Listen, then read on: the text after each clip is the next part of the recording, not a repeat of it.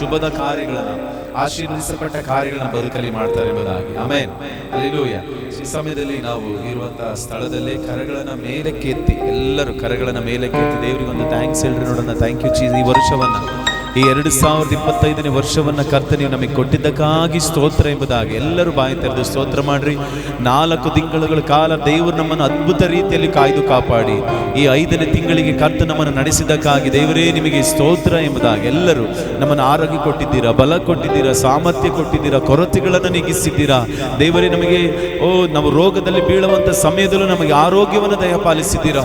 ಮರಣ ಪಾಶಕ್ಕೆ ಹೋಗುವಂತ ಸಮಯದಲ್ಲೂ ನಮ್ಮನ್ನು ಜೀವಂತವಾಗಿರಿಸಿದ್ದೀರಾ. ಅದಕ್ಕಾಗಿ ಸ್ತೋತ್ರ ಎಂಬುದಾಗಿ ಎಲ್ಲರೂ ಬಾಯಿ ತೆರೆದು ಸ್ತೋತ್ರ ಮಾಡೋಣ. Thank you Jesus. ಹಲ್ಲೆಲೂಯಾ. ಯೇಸುವೇ ನಿಮಗೆ ಸ್ತೋತ್ರ. ಎಲ್ಲರೂ ಹೇಳ್ರಿ.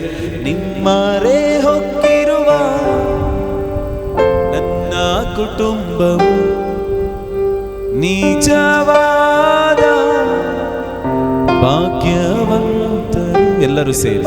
ನಿಮ್ಮರೆ ಹೊಕ್ಕಿರುವ ನನ್ನ ಕುಟುಂಬವು ನಿಜವಾದ ಭಾಗ್ಯವಂತರು, ನಿನ್ನಾರಾಧಿಸುವ ನಾವೇ ಧನ್ಯರು, ನಿನ್ನ ಸೇವೆ ಮಾಡುವ ನಾವೇ ಧನ್ಯರು. ಎಲ್ಲ ಸೇರಿ. ನಿನ್ನಾರಾಧಿಸುವ ನಾವೇ ಧನ್ಯರು, ನಿನ್ನ ಸೇವೆ ಮಾಡುವ ನಾವೇ ಧನ್ಯರು. ಕರಗಳ ಎತ್ತಿ ಸ್ತೋತ್ರ ಸ್ತೋತ್ರ యేసయ్య, ಸ್ತೋತ್ರ ಸ್ತೋತ್ರ యేసయ్య. ಶಬ್ದವೇತ್ ಎಲ್ಲರೂ ಸೇರಿ. ಸ್ತೋತ್ರ. Thank you Jesus. ಸ್ತೋತ್ರ ಸ್ತೋತ್ರ యేసయ్య. ಎಲ್ಲರೂ ಒಂದು ಗಟ್ಟಿಯಾಗಿ ಕರಗಳನ್ನು ತಟ್ಟುತ್ತ ದೇವರಿಗೆ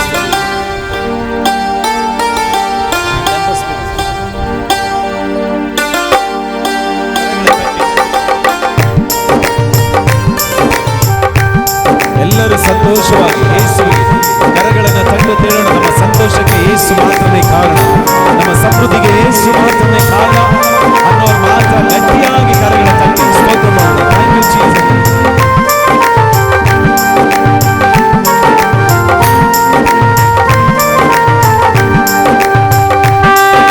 ಸಂತೋಷಕ್ಕೆ ಕಾರಣ ನೀವೇ యేసయ్య, ನೀವೇ యేసయ్య, ನನ್ನ ಆಧಾರ ನೀವೇ, ನನ್ನ ಸಮೃದ್ಧಿಗೆ ಕಾರಣ ನೀವೇ యేసయ్య, ನೀವೇ యేసయ్ಯ, ನನ್ನ ಐಶ್ವರ್ಯ. ಎಲ್ಲ ಹೇಳೋಣ. ಸಂತೋಷಕ್ಕೆ, ನನ್ನ ಸಂತೋಷಕ್ಕೆ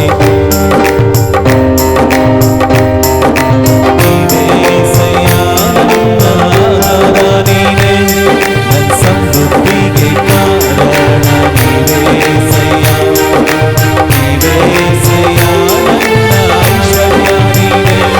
ನಿನ್ನ ಕೋಟೆಯಲ್ಲಿ ನನ್ನ ಮರೆ ಮಾಡಿದೆ. ಎಲ್ಲರೂ ಶಬ್ದವಿದೆ. ನಿನ್ನ ಶಿಲುಬೆಯ ನೆರಳಲ್ಲಿ ಮರೆ ಮಾಡಿದೆ, ಮರೆ ಮಾಡಿದೆ, ದೇವ ಕಾಪಾಡಿದೆ. ಸ್ತೋತ್ರ ಸ್ತೋತ್ರ యేసయ్య, ಸ್ತೋತ್ರ ಸ್ತೋತ್ರ యేసయ్ಯ. ಗಟ್ಟಿಯಾಗಿ ಕರಗಳ ತಟ್ಟಿ ಸ್ತೋತ್ರ యేసయ్య, ಸ್ತೋತ್ರ ಸ್ತೋತ್ರ యేసయ్య. ಗಾಯಪಟ್ಟು ನಿಂತಾಗ ಕಣ್ಣೀರಲ್ಲಿ ಇರುವಾಗ ನನ್ನನ್ನು ಹುಡುಕಿ ಬಂದೆ. ಗಾಯಪಟ್ಟು ನಿಂತಾಗ ಕಣ್ಣೀರಲ್ಲಿ ಇರುವಾಗ ನನ್ನನ್ನು ಬೇಟೆಗಾರನ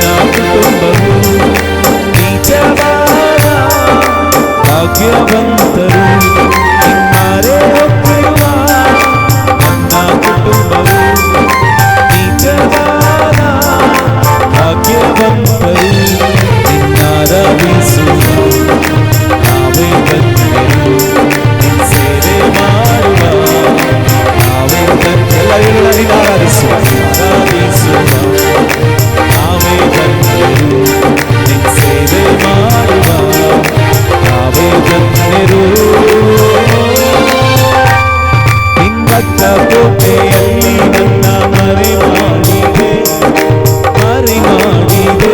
ದೇವ ಕಾಪಾಡಿದೆ ಶಿಲುಬೆಯ ನೆರಳಲ್ಲಿ ಮರೆ ಮಾಡಿದೆ ದೇವ ಕಾಪಾಡಿದೆ ಸ್ತೋತ್ರ ಸ್ತೋತ್ರ యేసయ్య ಎಲ್ಲರೂ ಶಬ್ದವೆತ್ತಿ ಹೇಳೋಣ ಸ್ತೋತ್ರ యేసయ్య ಸ್ತೋತ್ರ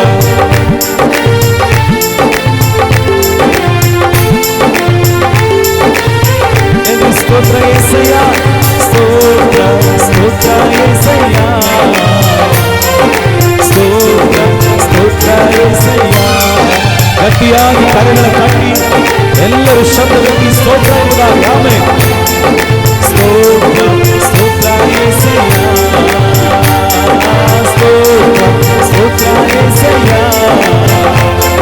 ಸ್ತೋತ್ರ ಸ್ತೋತ್ರ యేసయ్య ಗಟ್ಟಿಯಾಗಿ ಸ್ತೋತ್ರ ಮಾಡುವ ಸ್ತೋತ್ರ ಸ್ತೋತ್ರ యేసయ్ಯ ಸ್ತೋತ್ರ ಸ್ತೋತ್ರ యేಸయ్ಯ ಸ್ತೋತ್ರ ಸ್ತೋತ್ರ యేಸయ్ಯ ಸ್ತೋತ್ರ ಇನ್ನು ಶುದ್ಧವಾಗಿ ಕರಗಳ ತಟ್ಟಿ ದೇವರಿಗೆ ಸ್ತೋತ್ರ ಮಾಡೋಣ ಸ್ತೋತ್ರ ಸ್ತೋತ್ರ ಆಚರಣೆ ಮಾಡಿರುವ ಎಲ್ಲ ಉಪಕಾರಗಳಿಗಾಗಿ ಗಟ್ಟಿಯಾಗಿ ಕರಗಳ ತಟ್ಟುತ್ತಾ ಸ್ತೋತ್ರ ಮಾಡೋಣ ಯೇಸುವಿಗೆ ಸ್ತೋತ್ರ ಮಾನ ಪ್ರಭಾವಗಳು ನಿನಗೆ ಮಾತ್ರ ಆಮೆನ್ ಆಮೆನ್ ಹಲ್ಲೆಲೂಯಾ ಸ್ತೋತ್ರ ಸ್ತೋತ್ರ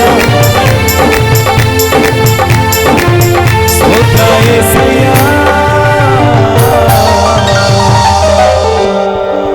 ಗಟ್ಟಿಯಾಗಿ ಆಮೆನ್ ಹಲ್ಲೆಲೂಯಾ ಹಲ್ಲೆಲೂಯಾ ನಮ್ಮನ್ನ ನಮ್ಮ ಬದುಕನ್ನ ನಮ್ಮ ಕುಟುಂಬವನ್ನ ನಮ್ಮ ಸಂತತಿಯನ್ನ ನಮ್ಮ ಎಲ್ಲಾ ಆಸ್ತಿಗಳನ್ನ ನಮಗಿರುವ ಎಲ್ಲ ಸೊತ್ತುಗಳನ್ನ ಕಾಪಾಡಲಿಕ್ಕೆ ಶಕ್ತಿ ಸಾಮರ್ಥ್ಯ ಇರುವುದು ನಾವು ಆರಾಧಿಸುವ ಯೇಸುವಿಗೆ ಮಾತ್ರ. ಎಷ್ಟು ಜನ ಆಮೆನ್ ಹೇಳ್ತೀರಾ? ಎಷ್ಟು ಜನ ಕೂಗಿ ಹೇಳ್ತೀರಾ ಹಲ್ಲೆಲೂಯಾ ಎಂಬುದಾಗಿ? ನಾವು ಆರಾಧಿಸುವ ದೇವರು ನಮ್ಮನ್ನ ಕಾಪಾಡುವ ಕರ್ತನಾಗಿದ್ದಾನೆ. ಈ ಲೋಕದಲ್ಲಿ ನಮ್ಮನ್ನು ಯಾರು ಬೇಕಾದ್ರೂ ಕೈ ಬಿಡಬಹುದು, ನಾವು ಆರಾಧಿಸುವ ದೇವರು ಯಾವತ್ತಿಗೂ ಕೈ ಬಿಡದ ಕರ್ತನಾಗಿದ್ದಾನೆ. ಕೊನೆಯ ತನಕ ಆತನು ನಮ್ಮನ್ನು ನಡೆಸಲಿಕ್ಕೆ ಶಕ್ತನಾದ ದೇವರು. ಯಾಕೆ ಈ ಧೈರ್ಯದಲ್ಲಿ ಹೇಳ್ತೀವಿ ಗೊತ್ತಾ? ಆತನು ನಿನ್ನೆ ಇದ್ದ ಹಾಗೆ ಇವತ್ತು ನಾಳೆಯು ನಿರಂತರ ಒಂದೇ ರೀತಿಯಾಗಿರುವ ಕರ್ತನ. ಆಮೇಲೆ ಆತನೇ ವರ್ತಮಾನ ಭೂತ ಭವಿಷ್ಯತ್ ಕಾಲಗಳಲ್ಲಿ ಇರುವ ಆತನೇ ಆದಿಯು ಅಂತ್ಯವು ಆತನೇ ಆಗಿದ್ದಾನೆ. ಆತನೇ ಆಲ್ಫಾ ಆತನೇ ಒಮೆಗಾ ಆಗಿದ್ದಾನೆ. ಆತನು ಎಂದಿಗೂ ಮಾರ್ಪಡದ ಕರ್ತನು. ಆತನು ಇದ್ದ ಹಾಗೆ ಇರುವ ಕರ್ತನ. ಆತನು ಬದಲಾಗದವನು. ಆಮೆನ್. ಆಮೆನ್ ಹೇಳ್ತೀರ? ಯಾರು ಬದಲಾದ್ರು ನಾವು ಆರಾಧಿಸುವ ದೇವರು ಬದಲಾಗ. ಪಕ್ಕದವ್ರು ನೋಡಿ ಹೇಳ್ರಿ, ಪಕ್ಕದವ್ರು ನೋಡಿ, ನಿಮ್ಮ ಬದುಕಲ್ಲಿ ಯಾರು ಬದಲಾದ್ರು ಆರಾಧಿಸುವ ಯೇಸು ಬದಲಾಗದವನೇ ಬದಲಾಗ. ಹಲ್ಲೆಲೂಯಾ. ನಾವಿರುವ ಸ್ಥಳದಲ್ಲಿ ನಾವೆಲ್ಲರೂ ಎದ್ದು ನಿಂತುಕೊಳ್ಳೋಣ. ಕರ್ತನ ಸಮ್ಮುಖದಲ್ಲಿ ನಾವೆಲ್ಲರೂ ಎದ್ದು ನಿಂತುಕೊಳ್ಳೋಣ. ಇಷ್ಟು ಜನ ನಂಬ್ತಿರ ದೇವರ ಸಾನ್ನಿಧ್ಯ ನಮ್ಮ ಮಧ್ಯದಲ್ಲಿ ಉಂಟು ಎಂಬುದಾಗಿ? ಕಮನ್ ದೇವ ಜನರೆಲ್ಲ ಒಂದು ಆಮೇನ್ ಎಂಬುದಾಗಿ ಹೇಳ್ರಿ. ಆಮೆನ್. ದೇವರ ಸಾನ್ನಿಧ್ಯ ನಮ್ಮ ಮಧ್ಯದಲ್ಲಿ ಉಂಟು ನನ್ನ ಪ್ರೀತಿಯುಳ್ಳ ದೇವ ಜನರೇ. ಕರಗಳನ್ನು ಮೇಲಕ್ಕೆತ್ತು. ನಾವು ಕರಗಳನ್ನು ಮೇಲಕ್ಕೆತ್ತಲಿಕ್ಕಿಂತ ಮುಂಚೆ ಕೆಲವೊಂದು 2-3 ಕಾರ್ಯಗಳನ್ನ ಹೇಳ್ಬೇಕಂತ ಇಷ್ಟಪಡ್ತೀವಿ. ನಾವು ಅವಾಗವಾಗ ಕರಗಳನ್ನ ತಟ್ರಿ, ಕರಗಳನ್ನ ಎತ್ರಿ ಅಂತ ಹೇಳ್ತೀವಲ್ಲ, ಸುಮ್ಮನೆ ಹೇಳಲ್ಲ ಅದನ್ನ. ನಾವು ಕೀರ್ತನೆ ಭಾಗದಲ್ಲೆಲ್ಲ ನೋಡ್ತೀವಿ, ಕರಗಳನ್ನು ಎತ್ತುವುದರ ಆಶೀರ್ವಾದ. ಮೋಶೆಗೆ ಆರೋನ ಹೂನರು ಕರಗಳನ್ನು ಮೇಲೆ ಕೆತ್ತುವಾಗ ಇಸ್ರಾಯೇಲರಿಗೆ ಏನಾಗ್ತಿತ್ತು? ಜಯ ಸಿಕ್ಕ ಹಾಗೆ. ಅದಕ್ಕೆ ಕಾರಣ ಹೇಳ್ತೇನೆ ಯಾಕೆ ನಾವು ಕರಗಳನ್ನ ಎತ್ತಬೇಕೆಂಬುದಾಗಿ. ಇದಕ್ಕೆ ಹೀಬ್ರೂ ಅಲ್ಲಿ ಯಹೂದಿ ರಬ್ಬಿಗಳು, ಯಹೂದಿ ಮೆಸ್ಸಾಯನಿಗೆ ರಬ್ಬಿಗಳು ಹೀಗೆ ನಂಬ್ತಾರೆ, 7 ರೀತಿಯಾಗಿ ಕರ್ತನನ್ನು ಸ್ತುತಿಸಿ ಆರಾಧಿಸಬಹುದು ಎಂಬುದಾಗಿ. ಎಷ್ಟು ರೀತಿಯಾಗಿ? ಶಬ್ದವಾಗಿ 7 ರೀತಿಯಾಗಿ. ಮೊದಲನೇದಾಗಿ 2 ಕರಗಳನ್ನು ಎತ್ತಿ ದೇವರಿಗೆ ಆರಾಧನೆಯನ್ನ ಸಲ್ಲಿಸಬಹುದು. ಎರಡನೇದಾಗಿ 1 ಕರಗಳನ್ನು, 1 ಕೈಯನ್ನು ನಮ್ಮ ಎದೆ ಮೇಲೆ ಇಟ್ಕೊಂಡು 1 ಕೈಯನ್ನು ಮೇಲೆ ಕೆತ್ತಿ ಕರ್ತನನ್ನು ಸ್ತುತಿ ಮಾಡಬಹುದು, ಆತನನ್ನು ಆರಾಧಿಸಬಹುದು, ಆತನನ್ನು ಮಹಿಮೆ ಪಡಿಸಬಹುದು. 3ನೇದಾಗಿ ಚಪ್ಪಾಳೆ ತಟ್ಟಿ ಕರ್ತನನ್ನು ಸ್ತುತಿ ಮಾಡಬಹುದು, ಆತನನ್ನು ಆರಾಧಿಸಬಹುದು. ಹಲ್ಲೆಲೂಯಾ. 4ನೇದಾಗಿ ಗಟ್ಟಿಯಾದ ಧ್ವನಿಯಿಂದ ಜಯಘೋಷ ಮಾಡಿ ನಾವು ಹೇಳ್ತೀವಲ್ಲ, ಹಲ್ಲೆಲೂಯಾ ಆಮೆನ್ ಎಂಬುದಾಗಿ ಗಟ್ಟಿ ಧ್ವನಿಯಿಂದ ಕರ್ತನನ್ನು ಸ್ತುತಿ ಮಾಡಿ ಆರಾಧಿಸಬಹುದು. ಹಲ್ಲೆಲೂಯಾ. 5ನೇದಾಗಿ ಹಾಡುಗಳನ್ನು ಹಾಡುವುದರ ಮೂಲಕವಾಗಿ, ರಾಗಗಳನ್ನು ಹಾಡುವುದರ ಮೂಲಕವಾಗಿ ಕರ್ತನಿಗೆ ಮಹಿಮೆಯನ್ನು ಸಲ್ಲಿಸಬಹುದು. ಆಮೆನ್. 6ನೇದಾಗಿ ನಾವು ಮೊಣಕಾಲಾಕಿ ಕರ್ತನಿಗೆ ಸ್ತೋತ್ರಗಳನ್ನು ಆರಾಧನೆಯನ್ನು ಸಲ್ಲಿಸಬಹುದು. 7ನೇದಾಗಿ ಕುಣಿಯುತ್ತಾ ಕರ್ತನನ್ನು ಸ್ತುತಿ ಮಾಡಬಹುದು. ಯಾರು ಆಮೇಲೆ ಹೇಳಿಲ್ಲ? ಹಲ್ಲೆಲೂಯಾ. 7 ರೀತಿಯಾಗಿ ಕರ್ತನನ್ನು ಸ್ತುತಿ. ಎಲ್ಲದಕ್ಕೂ ಸತ್ಯವೇದಕ್ಕೆ ಆಧಾರ ಉಂಟು. ಎರಡು ಕರಗಳನ್ನ ಮೇಲೆ ಕೆತ್ತುವುದರ ಅರ್ಥ ಏನು ಗೊತ್ತಾ? ನಾವು ಯಾಕೆ ದೇವಜನರೇ ನೀವೆಲ್ಲ ಕರಗಳನ್ನ ಮೇಲೆ ಕೆತ್ತಿ ಅಂತ ಹೇಳ್ತೀವಿ ಅಂದ್ರೆ, ಇದಕ್ಕೆ ಹೀಬ್ರು ಅಲ್ಲಿ ಯಾದ ಎಂಬುದಾಗಿ ಹೇಳ್ತಾರೆ. ಯಾದ ಅಂದ್ರೆ ಅದರ ಅರ್ಥ ಏನು ಅಂತ ಗೊತ್ತಾ? ನೋಡ್ರಿ ಹೇಳ್ತೀನಿ. ಯಾವುದೋ ಒಂದು ಮನೆಗೆ ಬೆಂಕಿ ಬಿದ್ದಿದೆ ಅಂತ ಇಟ್ಕೊಳ್ರಿ, ಅಥವಾ ಯಾವುದೋ ಫ್ಲಡ್ ಬಂದಿದೆ ಅಂತ ಇಟ್ಕೊಳ್ರಿ, ಪ್ರವಾಹ ಬಂದಿದೆ ಅಂತ, ಯಾವುದೋ ಒಬ್ರು ಮನೇಲಿದ್ದಾರೆ, ಅವ್ರು ಕಾಪಾಡ್ಕೊಳ್ಳಿಕ್ಕೆ ಏನು ಗೊತ್ತಾಗಿಲ್ಲ, ಮಾಡಿ ಮೇಲೆ ಹೋಗಿ ನಿಂತ್ಕೊಂಡ್ಬಿಟ್ರಿ, ಈ ರೀತಿಯ ಒಂದು ಮನೆ ಮೇಲೆ ಹೋಗಿ ನಿಂತ್ಕೊಂಡ್ರು ಅಂತ ಇಟ್ಕೊಳ್ರಿ. ಕಾಪಾಡ್ಲಿಕ್ಕೆ ಯಾರು ಇಲ್ಲ, ಯಾರು ಬರ್ತಾ ಇಲ್ಲ, ನೀವು ಏಕಾಂತವಾಗಿ ಒಬ್ಬರೇ ಮೇಲ್ಗಡೆ ಇದ್ದೀರಾ, ಯಾರು ಕಾಪಾಡ್ತಾರೆ ಅಂತ ನಿಂತ್ಕೊಂಡಿದ್ದೀರಾ. ಆ ಸಮಯದಲ್ಲಿ ನಿಮ್ಮನ್ನು ಕಾಪಾಡ್ಲಿಕ್ಕೆ ಅಂತ ಒಂದು ಹೆಲಿಕಾಪ್ಟರ್ ಬರ್ತದೆ ಅಂತ ಇಟ್ಕೊಳ್ರಿ ಮೇಲೆ. ಹಲ್ಲೆಲೂಯಾ. ಮೇಲೆ ಹೆಲಿಕಾಪ್ಟರ್ ಬಂತು ಅಂತ ಇಟ್ಕೊಳ್ರಿ. ಅವಾಗ ನೀವೇನ್ ಮಾಡ್ತೀರಾ? ಅಲ್ಲೋ ಹೆಲಿಕಾಪ್ಟರ್ ಕೆಳಗೆ ಬಾ ಅಂತ ಹೇಳ್ತೀರಾ? ಏನ್ ಹೇಳ್ತೀರಾ? ಹೇಳ್ರಿ, ಏನ್ ಮಾಡ್ತೀರಾ? ಆ ಟೈಮಲ್ಲಿ ಏನ್ ಮಾಡ್ತೀರಾ? ಹೆಲಿಕಾಪ್ಟರ್ನ ನೋಡಿ ಏನ್ ಮಾಡ್ತೀರಾ? ಸುಮ್ಮನೆ ಕಣ್ಣಲ್ಲಿ ಹಿಂಗೆ ಬಾಯಿ ಹಿಂಗೆ ಕರಿತೀರಾ? ಆಗಲ್ಲ. ಕೂಗಿ ಕರಿತೀರಾ? ಆಗಲ್ಲ. ಯಾಕೆಂದ್ರೆ ಆ ಹೆಲಿಕಾಪ್ಟರ್ದು ಸೌಂಡ್, ವಿಂಗ್ಸಿಗೆ ಸೌಂಡಿಗೆ ಅವನಿಗೆ ಏನು ಕೇಳಿಸಲ್ಲ, ನೀವು ಕೂಗಿದ್ರು ಕೇಳಿಸಲ್ಲ. ಅದಕ್ಕೆ ಅವನಿಗೆ ಏನ್ ಮಾಡ್ತೇವೆ ನಾವು? ಹೀಗೆ ಬೀಸ್ತೀವಲ್ವಾ? ಹಾಗೆ ಬೀಸುವಾಗ ಅದರ ಅರ್ಥ ಏನು ಗೊತ್ತಾ? ಆ ಹೆಲಿಕಾಪ್ಟರ್ ಅವನಿಗೆ ಗೊತ್ತಾಗ್ತದೆ, ನಾವಿಂಗ್ ಬೀಸುವಾಗಲೇ ನನ್ನ ಅವಶ್ಯಕತೆ, ನನ್ನ ಸಹಾಯ ಅವರಿಗೆ ಬೇಕಾಗಿದೆ. ಹೌದಾ? ಅದೇ ರೀತಿಯಾಗಿ ಕರ್ತನ ಸಮ್ಮುಖಕ್ಕೆ ಬಂದು ನಾವು ಎರಡು ಕರಗಳನ್ನ ಮೇಲೆ ಕೆತ್ತಿದ್ರೆ ಅದರ ಅರ್ಥ ಏನು ಗೊತ್ತಾ? ನಿಮಗಲ್ಲ, ದೇವರಿಗೆ ಅರ್ಥ ಆಗ್ತದೆ, ಈ ನನ್ನ ಮಗಳಿಗೆ, ನನ್ನ ಮಗನಿಗೆ ನನ್ನ ಅವಶ್ಯಕತೆ ಇದೆ ಎಂಬುದಾಗಿ. ಅದಕ್ಕೆ ನಾವು ಮಾತಿಲ್ಲದೆ ಕರಗಳನ್ನ ಮೇಲಕ್ಕೆ ಕರ್ತನ ಸಮ್ಮುಖದಲ್ಲಿ ಅವನ ಕರಗಳಿಗೆ ಎತ್ತಿದ ಅರ್ಥ ಏನು ಗೊತ್ತಾ? ಹೋರಾಟಗಳು, ಸವಾಲುಗಳ ಮಧ್ಯದಲ್ಲಿ ದೇವರನ್ನು ಯಾರಿಗೂ ಹೇಳಿಕೊಳ್ಳಕ್ಕಾಗದ ಪರಿಸ್ಥಿತಿ ನಾನಿದ್ದೇನೆ ಸ್ವಾಮಿ, ನನಗೇನು ಮಾಡ್ಬೇಕು ಗೊತ್ತಾಗ್ತಿಲ್ಲ ಎಂಬುದಾಗಿ ಕರಗಳನ್ನು ಎತ್ತಿದ್ರೆ ದೇವರಿಗೆ ಗೊತ್ತಾಗ್ತದೆ, ನನ್ನ ಮಗಳಿಗೆ, ನನ್ನ ಮಗನಿಗೆ ನನ್ನ ಸಹಾಯದ ಅವಶ್ಯಕತೆ, ನನ್ನ ಹೊರತು ನನ್ನ ಮಗಳನ್ನ ಕಾಪಾಡಲಿಕ್ಕೆ ಬೇರೆ ಯಾರು ಇಲ್ಲ ಎಂಬುದಾಗಿ ದೇವರಿಗೆ ಅರ್ಥ ಆಗ್ತದೆ. ಇದಕ್ಕೆ ಅರ್ಥನೇ ಯಾದ ಎಂಬುದಾಗಿ.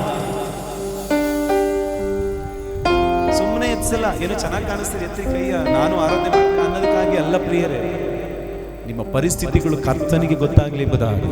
ನಿಮ್ಮ ಹೋರಾಟಗಳಿನ ಪಕ್ಕದವನಿಗೆ ಗೊತ್ತಿರೋದಿಲ್ಲ, ನಿನ್ನ ಸವಾಲುಗಳು ಅವರಿಗೆ ಮಾತ್ರನೇ ಗೊತ್ತು. ಅದಕ್ಕೆ ಎರಡು ಕರಗಳನ್ನ ಮೇಲೆ ಕೆತ್ತಿ ದೇವರ ಪರಿಸ್ಥಿತಿಗೆ. ಆಮೆನ್. ಒಂದು ಕರವನ್ನು ಎತ್ತೋದಕ್ಕೆ ಏನ್ ಹೇಳ್ತಾರೆ ಗೊತ್ತಾ? ಟೋಡ ಎಂಬುದಾಗಿ ಹೇಳ್ತಾರೆ. TODAH, ಟೋಡ. ಅದರ ಅರ್ಥ ಏನಂದ್ರೆ, ದೇವರು ಇಷ್ಟೊಂದು ಹೋರಾಟ ಪರಿಸ್ಥಿತಿಗಳ ಮಧ್ಯದಲ್ಲಿ, ಸವಾಲುಗಳ ಮಧ್ಯದಲ್ಲಿ ನಾನು ನಿಂತಿದ್ದೇನೆ, ನೀನು ಕಾಪಾಡ್ತೀಯ ಅಂತ ಗೊತ್ತು. ಆದ್ರೆ ನೀನು ನನ್ನ ಬದುಕಲ್ಲಿ ಏನ್ ಮಾಡ್ಬೇಕಂತಿದೆಯೋ ಅದಕ್ಕೆ ನಾನು ಒಪ್ಪಿಕೊಳ್ತಿದ್ದೇನೆ ಎಂಬುದಾಗಿ ಒಂದು ಕರಗಳನ್ನು ಎತ್ತಿ ಆರಾಧಿಸುವಂಥದ್ದು. ಅವ್ರು ನಮ್ಮ ಬದುಕಲ್ಲಿ ಏನ್ ಮಾಡ್ಬೇಕು ಅಂತಿದ್ದಾರೋ, ನಮ್ಮ ಇಷ್ಟದ ಪ್ರಕಾರ ಅಲ್ಲ, ನಿನ್ನ ಇಷ್ಟ ನನ್ನ ಜೀವಿತದಲ್ಲಿ ನೆರವೇರಲಿ, ಅದಕ್ಕೆ ನಾನು ಒಪ್ಪಿಕೊಳ್ತಿದ್ದೇನೆ ಸ್ವಾಮಿ. ಹಲ್ಲೆಲೂಯಾ. ಕರಗಳನ್ನ ಚೆನ್ನಾಗಿ ತಟ್ಟಿ ಆರಾಧಿಸ್ತೀವಿ ಅಂತ ಗೊತ್ತಾ? ಕೆಲವರು ಕೈಯಲ್ಲಿ ನೋವಾಗ್ತದೆ ಅನ್ನೋ ಈ ತರ ತಟ್ತಾರೆ. ಹಲ್ಲೆಲೂಯಾ. ಕರಗಳನ್ನ ತಟ್ಟುವುದಕ್ಕೆ ಹೀಬ್ರು ಅಲ್ಲಿ ಜ್ಯಾಮರ್ ಎಂಬುದಾಗಿ ಹೇಳ್ತಾರೆ. ZAMER, ಜ್ಯಾಮರ್ ಎಂಬುದು. ಅದರ ಅರ್ಥ ಏನು ಗೊತ್ತಾ? ಡೆಲಿವರೆನ್ಸ್ ಎಂಬುದಾಗಿ, ಬಿಡುಗಡೆ ಎಂಬುದಾಗಿ. ನಾವಿಲ್ಲಿ ಕರಗಳನ್ನ ಚೆನ್ನಾಗಿ ತಟ್ಟಿ ಆರಾಧಿಸ್ತಿದ್ರೆ ನನಗಿರುವ ಎಲ್ಲ ಬಂಧನಗಳು, ಹೋರಾಟಗಳನ್ನ ಕರ್ತನು ಆತನು ಬಿಡಿಸುವ ದೇವರಾಗಿದ್ದಾನೆ ಎಂಬುದಾಗಿ. ಹಲ್ಲೆಲೂಯಾ. ಕರಗಳ ತಟ್ಟುವುದಂದ್ರೆ ನಿಧಾನವಾಗೆಲ್ಲ ನಮ್ಮ ಪೂರ್ಣ ಬಲದಿಂದ ಕರಗಳನ್ನ ತಟ್ಟಿ ದೇವರಿಗೆ ಸ್ತೋತ್ರ ಮಾಡ್ತಿದ್ರೆ ಹಲ್ಲೆಲೂಯಾ, ನಮ್ಮ ಎಲ್ಲ ಪರಿಸ್ಥಿತಿಗಳನ್ನ ಕರ್ತನು ತಾನೇ ಬಿಡುಗಡೆ ಮಾಡುವ ದೇವರಾಗಿದ್ದಾನೆ. ಎಷ್ಟು ನಾಮನೇ ಹೇಳ್ತೀರ? ಹಲ್ಲೆಲೂಯಾ. ಇರುವ ಸ್ಥಳ ಕರಗಳ ಮೇಲೆ ಎಲ್ಲರೂ ಇನ್ನೊಂದು ಸ್ಥಳ, ಎಲ್ಲರೂ ಕರಗಳ. ನಿಮ್ಮ ಪರಿಸ್ಥಿತಿ ನನಗೆ ಗೊತ್ತಿಲ್ಲ, ಪಕ್ಕದವ್ರಿಗೆ ಗೊತ್ತಿಲ್ಲ, ನಿಮ್ಮ ಹೋರಾಟ, ನಿಮಗೆ ಏನ್ ಸಿಚುವೇಶನ್ ಇದ್ದೀರಂತ ನಿಮ್ಮ ಪಕ್ಕದವ್ರಿಗೆ ಗೊತ್ತಿಲ್ಲ, ನಿಮಗೆ ಮಾತ್ರನೇ ಗೊತ್ತು. ನಿನ್ನ ಹೋರಾಟ, ನಿನ್ನ ಬದುಕಿನ ಹೋರಾಟ, ಅದು ಕರ್ತನಿಗೆ ಮಾತ್ರ ಗೊತ್ತು. ಕರಗಳನ್ನ ಮೇಲೆ ಕೆತ್ತಿ ಹೇಳೋಣ, ದೇವರೇ ನಿಮ್ಮರೇ ಹೊಕ್ಕಿರುವ ನನ್ನ ಕುಟುಂಬವು ನಿಜವಾದ ಭಾಗ್ಯವಂತ. ಎಲ್ಲರೂ ಸೇರಿ ನಿಮ್ಮರೇ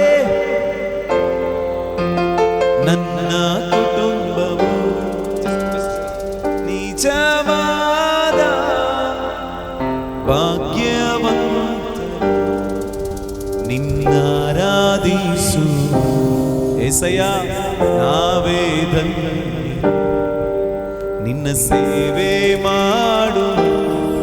ಎಲ್ಲರೂ ನಾವೇ ಯಾರು ಧನ್ಯರು? ನಿನ್ನಾರಾಧಿಸು ಏಸಯ್ಯ, ನಾವೇ ಧನ್ಯರು, ನಿನ್ನ ಸೇವೆ ಮಾಡು. ನಾವೇ, ನೀವು ಧನ್ಯ ಧನ್ಯರಾಗಿದ್ರೆ ಕರಗಳನ್ನು ನೇರವಾಗಿ ಚಾಚಿ ಯೇಸುವಿಗಾಗಿ ಗಟ್ಟಿಯಾಗಿ ಸ್ತೋತ್ರ ಸ್ತೋತ್ರ. ಎಷ್ಟು ಶಬ್ದವಾಗಿ ಕೂಗಿ ಹೇಳ್ತೀರಾ ಹೇಳ್ರಿ, ಸ್ತೋತ್ರ ಸ್ತೋತ್ರ యేసయ్య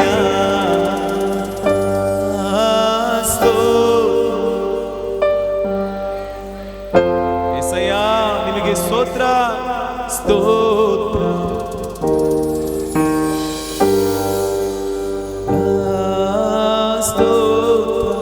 ಸ್ತೋತ್ರ యేసయ్య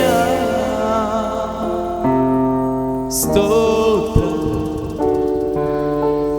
ಇನ್ನೊಂದು ಸಾರಿ ನಿಮ್ಮ ಪರಿವಾರ, ನಿಮ್ಮ ಕುಟುಂಬ, ನಿಮ್ಮ ಬದುಕು, ನಿಮ್ಮ ಆಸ್ತಿ, ನಿಮ್ಮ ಸ್ವತ್ತುಗಳನ್ನ ನೆನಪು ಮಾಡಿಕೊಂಡು ಹೇಳ್ರಿ, ದೇವರದೆಲ್ಲವನ್ನ ಕಾಪಾಡಲಿಕ್ಕೆ ಆತನು ಶಕ್ತನಾದ ದೇವರಾಗಿದ್ದಾನೆ. ಆಮೆನ್. ಸ್ತೋತ್ರ.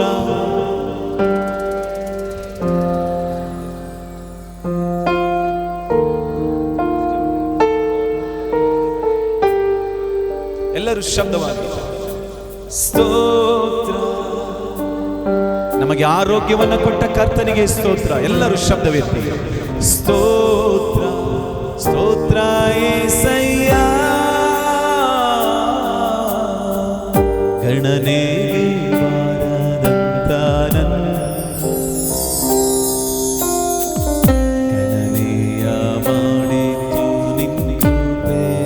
ಎಲ್ಲರೂ ಸೇರಿ ಯಾವ ಗಣನೆಗೂ ಬಾರದಂತ ಗಣನೆಯ ಮಾಡಿತು ನಿನ್ನೂಪೆ. ಎಷ್ಟು ಜನ ಹೇಳ್ತಾರೆ ಶಬ್ದವೆತ್ತಿ ಕೃಪೆಯೇ ಕೃಪೆಯೇ ಕೃಪೆಯೇ ಕೃಪೆಯೇ ಯೇಸು ಅಪ್ಪ ಎಲ್ಲ ನಿನ್ನ. Yes amen. ಎಲ್ಲರೂ ಸೇರಿ ಕೃಪೆಯೇ ಕೃಪೆಯೇ ಕೃಪೆಯೇ ಯೇಸು ಅಪ್ಪ ಎಲ್ಲ ನಿನ್ನ. ನನ್ನ ಜೀವನ ಸಾಗುತ್ತಿರುವಾಗೂ ನನ್ನ ಬಲದಿ ಅಲ್ಲ. ಹೇಳ, ನಾವು ಮಣ್ಣಲ್ಲಿರೋದಪ್ಪ, ನಾನು ಮಣ್ಣಲ್ಲಿರದೆ ಉಸಿರಾಡೋದು ಸಾಮರ್ಥ್ಯ. ಶಬ್ದವೆತ್ತಿ ಹೇಳೋಣ ಎಲ್ಲರೂ ಸೇರಿ, ನನ್ನ ಜೀವನ ಸಾಗುತ್ತಿರುವ ಓ ನನ್ನ ಬಲ. ಹೇಳಿ, ನಾವು ಮಣ್ಣಲ್ಲಿರದೆ, ನಾ ಮಣ್ಣಲ್ಲಿರ ಉಸಿರಾಡೋದು ನನ್ನ ಎಲ್ಲರೂ ಹೇಳೋಣ, ಗಣನೆಗೆ ಬಾರದ ನಮ್ಮನ್ನ, ಗಣನೆಗೆ ಬಾರದಂತ యేసయ్య ಗಣನೆಯ ಮಾಡಿತು ನಿನ್ನೂಪೆ. ಯಾವ ಗಣನೆಗೂ ಬಾರದಂತ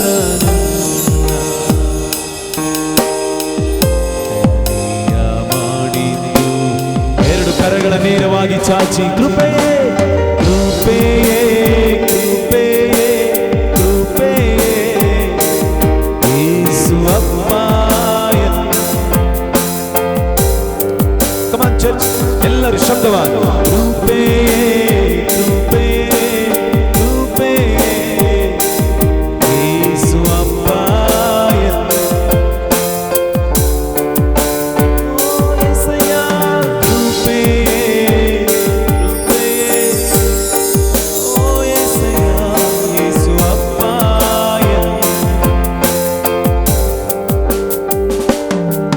ನನ್ನ ಅಪ್ಪನೂ ನೀನೇ, ನನ್ನ ಅಮ್ಮನೂ ನೀನೇ, ನನಗೆಲ್ಲವೂ ನೀವೇ యేసయ్య. ನನ್ನ ಅಪ್ಪನೂ ನೀನೇ, ನನ್ನ ಅಮ್ಮನೂ ನೀನೇ, ನನಗೆಲ್ಲವೂ ನೀವೇ యేసయ్య.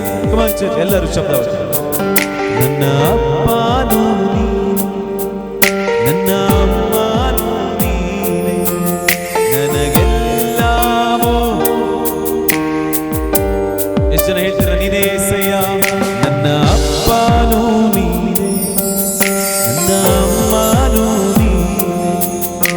ನನಗೆಲ್ಲವೂ.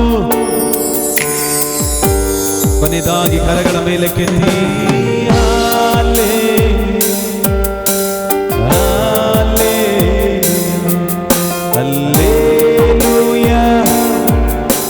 ಎಲ್ಲರೂ ಹೃದಯದ ಅಂತರಾಳದಿಂದ ಕರ್ತನಿಗೆ ಹೇಳೋಣ ಹಲ್ಲೆಲೂಯಾ.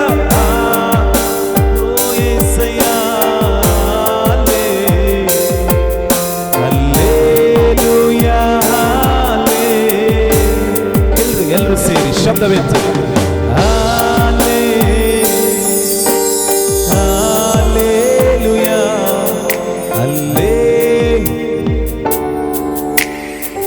ಹೃದಯದ ಅಂತರಾಳದಿಂದ ಇನ್ನೂ ಶಬ್ದವೆತ್ತಿ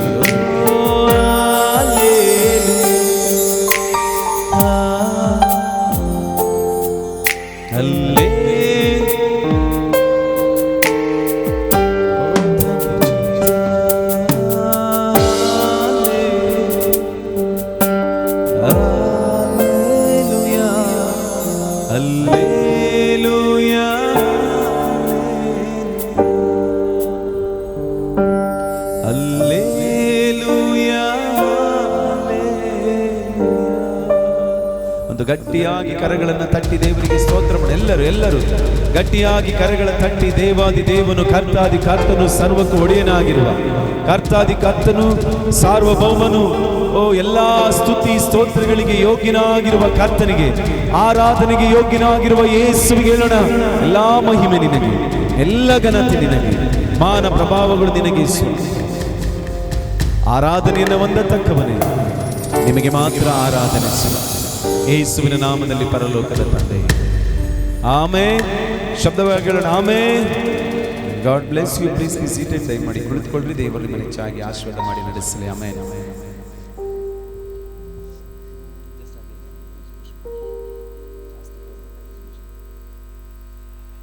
ಆಮೆನ್. ಹಲ್ಲೆಲೂಯಾ. ಎಷ್ಟು ಜನ ಸಂತೋಷವಾಗಿದ್ದೀರಾ? ಹಲ್ಲೆಲೂಯಾ. ದೇವರು ಕೊಟ್ಟಂತ ನಮಗೊಂದು ಆಶೀರ್ವಾದ ಯಾವ್ದು ಗೊತ್ತಾ? ಬ್ಲೆಸ್ಸಿಂಗ್ಸ್ ಯಾವ್ದು ಗೊತ್ತಾ? ಸಂತೋಷವಾಗಿರೋದು. ಹಲ್ಲೆಲೂಯಾ. ದೇವರು ನಮಗೊಂದು ಗಿಫ್ಟ್ ಆಗಿ ಕೊಟ್ಟಿದ್ದಾರೆ, ನಗುವಂಥದ್ದನ್ನ ಅಲ್ಲ. Praise God. ಎಲ್ಲ ಒಂದ್ಸರಿ ನಗರಿ, ಪಕ್ಕದವ್ರನ್ನ ನೋಡಿ ಒಂದು ಸ್ಮೈಲ್ ಮಾಡಿ, ಇವನು ಹೆಂಗಿದ್ದಾರೆ ನೋಡು ಅನ್ನತ್ತಾರಲ್ಲ, ಸೂಪರ್ ಆಗಿದ್ದೀರಾ ಸಿಸ್ಟರ್, ದೇವರು ನಿಮ್ಮನ್ನು ಒಳ್ಳೆ ರೀತಿಯಾಗಿ ಇಟ್ಟಿದ್ದಾರೆ ಅಂತ ನಗು ಮುಖದಿಂದ ಹೇಳ್ರಿ ನೋಡು. ಆಮೆನ್. ಹಲ್ಲೆಲೂಯಾ. ನೋಡ್ರಿ, ಪ್ರಪಂಚದಲ್ಲಿರುವಂಥ ಯಾವುದೇ ಜೀವಿಗಳಿಗೂ ದೇವರು ಅಳುವುದನ್ನು ಕೊಟ್ಟಿದ್ದಾರೆ. ನಾಯಿ ಅಳ್ತದೆ ಅಲ್ವಾ? ಅಳ್ತದೆ ಅಲ್ವಾ ನಾಯಿ? ಮಾತಾಡ್ಬೇಕು. ಅಳುತ್ತಾ ಇಲ್ವಾ ನಾಯಿ? ದನ ಕರುಗಳೆಲ್ಲ. ಆದ್ರೆ ಅವತ್ತು ನಾಯಿ ಯಾವತ್ತಾದ್ರೆ ಅಂತ ನಗಡಿರ ನೋಡಿದ್ದೀರ?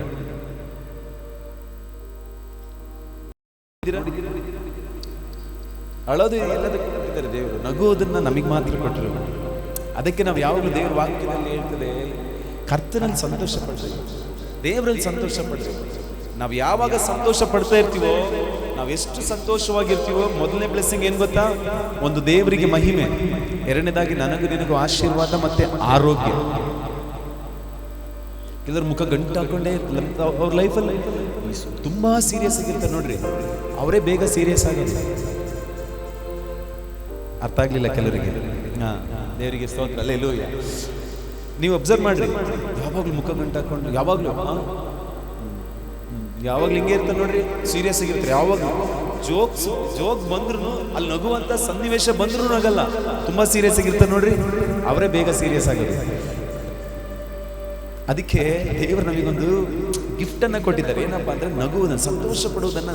ಅದಕ್ಕೆ ನೆಹಮ್ಯ ಹೇಳ್ತಾನಲ್ಲ 8ನೇ ಅಧ್ಯಾಯ 10ನೇ ವಚನದಲ್ಲಿ,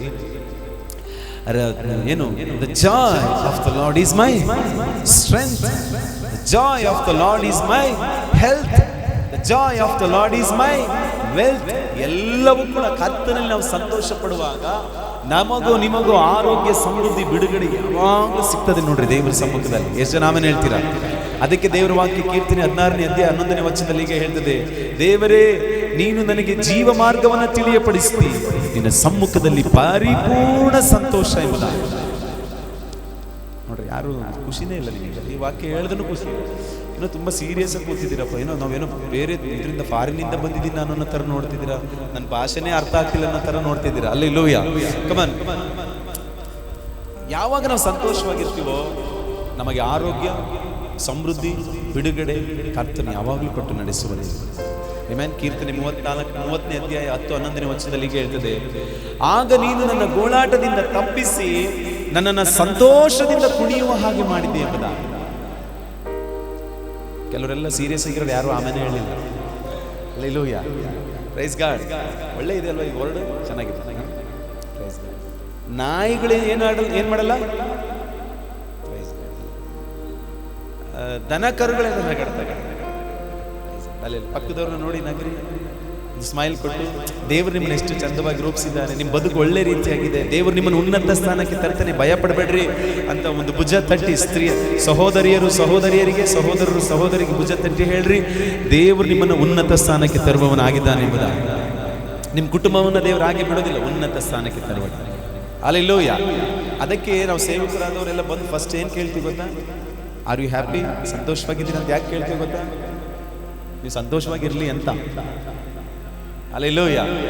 ನಮ್ಮ ಇಷ್ಟ ಅಲ್ಲ ಅದು, ನಾವು ಆರಾಧಿಸುವ ಯೇಸುವಿಗೆ ಅದೇ ಇಷ್ಟ. ಅದಕ್ಕೆ ಆತನು ಗಲಾತ್ಯ 5ನೇ ಅಧ್ಯಾಯ 1ನೇ ವಚನದಲ್ಲಿ ಹೇಳ್ತದೆ, ನಾವು ಸ್ವತಂತ್ರದಿಂದ ಸಂತೋಷವಾಗಿರಬೇಕೆಂಬುದಕ್ಕಾಗಿಯೇ ಯೇಸು ನಮ್ಮನ್ನ ಪಾಪ ಶಾಪಗಳಿಂದ ಆತನು ಬಿಡಿಸಿದನೆಂಬುದಾಗಿ.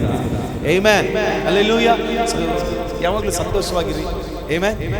ದೇವರು ನಿಮ್ಮನ್ನ ಇನ್ನೂ ಬಲವುಳ್ಳವರಾಗಿ ನಡೆಸ್ತಾರೆ.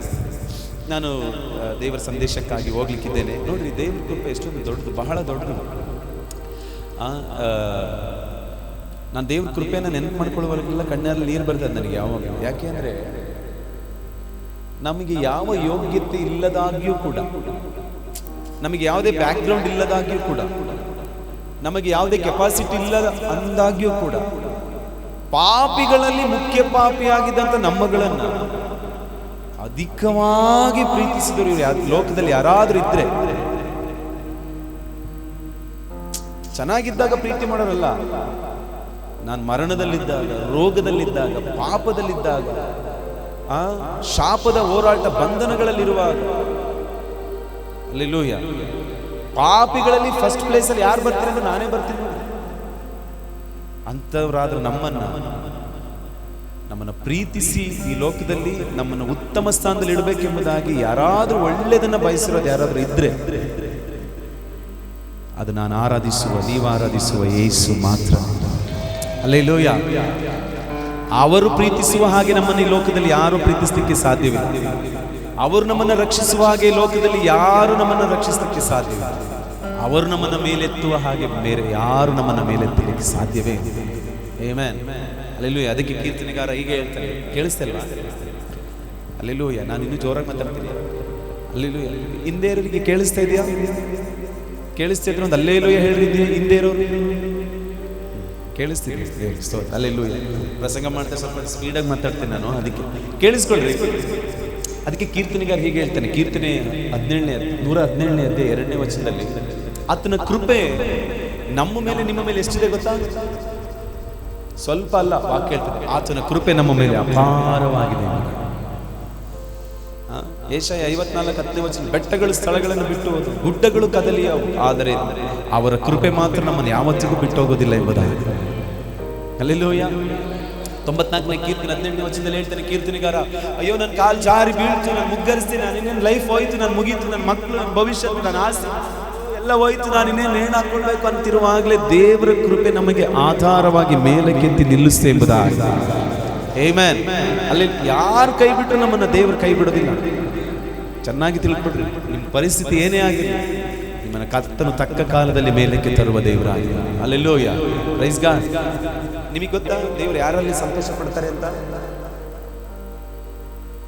ವಾಕ್ಯ ಹೇಳ್ತದೆ, ಕೀರ್ತನೆ 147ನೇ ಅಧ್ಯಾಯದ 10-11ನೇ ವಚನ, ಆತನು ಕುದುರೆಯ ಶಕ್ತಿಯಲ್ಲಿ ಆತನಿಗೆ ಇಷ್ಟವಿಲ್ಲ, ಆಳಿನ ತೊಡೆಯ ಬಲವನ್ನು ಆತನು ಮೆಚ್ಚುವುದಿಲ್ಲ. ಯೆಹೋವನ ಕೃಪೆಯನ್ನ ನಿರೀಕ್ಷಿಸುವ ಭಕ್ತರಲ್ಲಿ ದೇವರು ಆನಂದಿಸ್ತಾರೆ.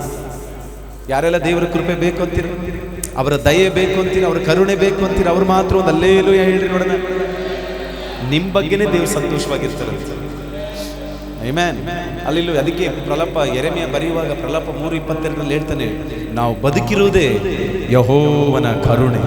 ಹಲ್ಲೆಲೂಯಾ. ಆತನ ಕೃಪಾವರಗಳು ನಿಂತು ಹೋಗುದು, ಪ್ರತಿದಿನವೂ ಫ್ರೆಶ್ ಆಗಿ ಹೊಸದಾಗಿ ಬರ್ತದಂತೆ ದೇವರ ಕೃಪೆ ನನ್ನ ಮೇಲೆ, ನಿನ್ನ ಮೇಲೆ. ಆಮೆನ್. ಸಮಟೈಮ್ಸ್ ನಾವು ಹೀಗೆ ಇದ್ದೀವಲ್ಲ, ಜಸ್ಟ್ ಮಿಸ್ಸು. ಇಲ್ಲಾಂದಿದ್ರೆ ನನಗೆ ಗಾಡಿ ಹೊಡೆದ್ಬಿಡೋದು ಅಂತ ಎಷ್ಟು ಜನಕ್ಕೆ ಎಷ್ಟು ಜನ ಆ ಥರ ಬಂದಿದ್ದೀರಾ? ಸ್ವಲ್ಪದ್ರಲ್ಲಿ ಮಿಸ್ ಆದೆ ಅನ್ನೋರು ಎಷ್ಟು ಜನ ಇದ್ದೀರಾ? ಎಲ್ಲರೂ ಬಂದಿದ್ದೀವಿ ಅಲ್ವಾ? ಸ್ವಲ್ಪ ಮಿಸ್ ಆಗಿದ್ರೆ ತಲೆ ಮೇಲೆ ಬಿಟ್ಬಿಡೋದಿಲ್ಲ, ಏನಾಗ್ತಿದ್ದ ಗೊತ್ತಿಲ್ಲ. ಸ್ವಲ್ಪ ಮಿಸ್, ಸ್ವಲ್ಪ ಒಂದು ಸೆಕೆಂಡ್ ಅಂತಿರ್ ಗೊತ್ತಾ? ಹೇಗೆ ಮಿಸ್ ಆದ್ವಿ ಗೊತ್ತಾ? ನಮಗೆ ಕೆಪಾಸಿಟಿ, ನನಗೆ ಒಳ್ಳೆ ಸ್ಟ್ರೆಂತ್ ಇತ್ತು, ನನಗೆ ಜ್ಞಾನ ಇತ್ತು, ನಾನು ಒಳ್ಳೆ ತಪ್ಪಿಸ್ಕೊಳ್ಳುವಂಥ ಸ್ಕಿಲ್ ಎಲ್ಲ ಇತ್ತು, ಅದಕ್ಕೆ ತಪ್ಪಿಸ್ಕೊಂಡು ಅದಕ್ಕೆಲ್ಲ ಅವ್ರು ನಮ್ಮನ್ನು ಕಾಯ್ತಿರೋ ಇದರಿಂದ ನಾವು ಎಂಥ ಹೋರಾಟಗಳು, ಎಂಥ ಮರಣಕರವಾದ ಸಂಗತಿಗಳು ಬಂದ್ರೂ ನಮ್ಮನ್ನು ದೇವದೂತರನ್ನ, ಹಲ್ಲೆಲೂಯಾ, ನಮಗೆ ದೇವದೂತರನ್ನ ಕಳಿಸಿ ನಮ್ಮ ಕಾಲು ಕಲ್ಲಿಗೆ ತಗಲದಂತೆ ಎತ್ತಿಕೊಳ್ಳುವ ಹಾಗೆ ಕರ್ತನು ಮಾಡಿದ್ದಾನೆ. ಅದಕ್ಕಾಗಿ ನಾವು ಇವತ್ತು ಉಳಿದಿದ್ದೇವೆ. ಎಷ್ಟು ನಾವೇನು ಹೇಳ್ತೀನಿ, ಇದು ನನ್ನ ಪ್ರಸಂಗ ಅಲ್ಲ, ಕೃಪೆಯ ಹಾಡು. ಆಮೇಲೆ ಹಲ್ಲೆಲೂಯಾ. ಕಮಾನ್ ಚರ್ಚ್, ಎಲ್ಲರೂ ಕರೆಗಳ ಮೇಲೆ ಕೆತ್ತಿ ಗಣನೆಗೆ ಬಾರದಂತ ಎಲ್ಲರೂ ಶಬ್ದವಾಗಿ ಗಣನೆಯ ಮಾಡಿದ್ದು ನಿನ್ನ ಕೃಪೆ, ಯಾವ ಗಣನೆಗೂ ಬಾರದಂತ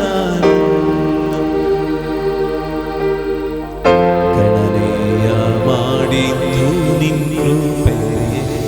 ಶಬ್ದವಾಗಿ ಕೃಪೆಯೇ ಕೃಪೆಯೇ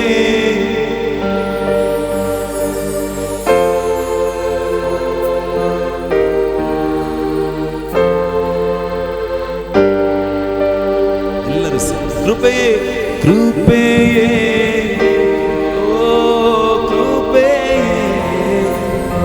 ಯೇಸು ಅಪ್ಪ ಎಲ್ಲ ನಿನ್ನ ಯೇಸು ಅಪ್ಪ.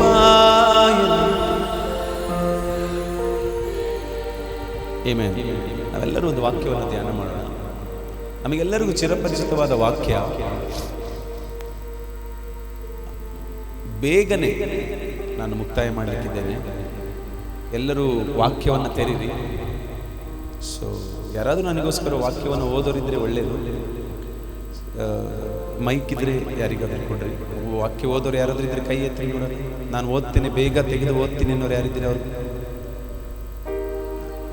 ಯಾರೂ ಇಲ್ಲ. ಇಲ್ಲಿದ್ದಾರೆ, ಕುಡಿ ಬ್ರದರ್ ಇದ್ದಾರೆ. ನಮ್ಮ ಕಡೆ ಎಲ್ಲ ಸ್ತ್ರೀಯರು ಬೇಗ ಕೈ ಎತ್ಬಿಡ್ತಾರೆ. ಈ ಕಡೆ ಬ್ರದರ್ ಕೈ ಎತ್ತಿದ್ರು. ವಾ, ಸೂಪರ್. ಕಮಾನ್ ಚರ್ಚ್, ವಾಕ್ಯ ಓದೋಣ. ಯೋಹಾನ ಬರೆದ ಸುವಾರ್ತೆ. ದೇವರ ವಾಕ್ಯ ಸ್ಪಷ್ಟವಾಗಿ ಹೇಳ್ತದೆ. ಇದು ತುಂಬಾ ನಮಗೆಲ್ಲ ಚಿರಪರಿಚಿತವಾದ ವಾಕ್ಯ. ಯೇಸು ಸ್ವಾಮಿಯ ಕುರಿತಾದ ಒಂದು ಉತ್ತಮವಾದ ವಾಕ್ಯ. ಯೋಹಾನ ಬರೆದ ಸುವಾರ್ತೆ 3ನೇ ಅಧ್ಯಾಯದ 16ನೇ ವಚನವನ್ನು ಈ ಸಮಯದಲ್ಲಿ ನಾವು ಧ್ಯಾನ ಮಾಡೋಣ. ಯೋಹಾನ ಬರೆದ ಸುವಾರ್ತೆ 3ನೇ ಅಧ್ಯಾಯದ 16ನೇ ವಚನ. ಕಮಾನ್ ಚರ್ಚ್, ಎಲ್ಲರೂ ಕೇಳಿಸ್ಕೊಳ್ರಿ. ಯಾರಿಗೆಲ್ಲ ದೇವರ ವಾಕ್ಯ ನನ್ನ ಬಲ ಎಂಬುದಾಗಿ ಎಷ್ಟು ಜನ ಹೇಳ್ತೀರಾ? ನನ್ನ ದೇವರ ವಾಕ್ಯನೇ ನನ್ನ ಸ್ಟ್ರೆಂತ್, ನನ್ನ ಬಲ ಅನ್ನೋರು ಎಷ್ಟು ಜನ ಇದ್ದೀರಾ? ಅವ್ರು ಮಾತ್ರ ಒಂದು ಆಮೇನ್ ಅಂತ ಹೇಳಿ ನೋಡಿ. Thank you. ನಿಮಗೆ ವಾಕ್ಯದ ಆಸಕ್ತಿ ಇರುವುದಕ್ಕಾಗಿ ದೇವರಿಗೆ ಸ್ತೋತ್ರ. ಆ ವಾಕ್ಯವನ್ನು ನಾವು ಧ್ಯಾನ ಮಾಡೋಣ. ದೇವರು ಲೋಕದ ಮೇಲೆ ಎಷ್ಟೋ ಪ್ರೀತಿಯನ್ನಿಟ್ಟು ತನ್ನ ಒಬ್ಬನೇ ಮಗನನ್ನು ಕೊಟ್ಟನು. ಆತನನ್ನು ನಂಬುವ ಒಬ್ಬನಾದರೂ ನಾಶವಾಗದೆ ಎಲ್ಲರೂ ನಿತ್ಯ ಜೀವವನ್ನು ಪಡೆಯಬೇಕೆಂದು ಆತನನ್ನು ಕೊಟ್ಟನು.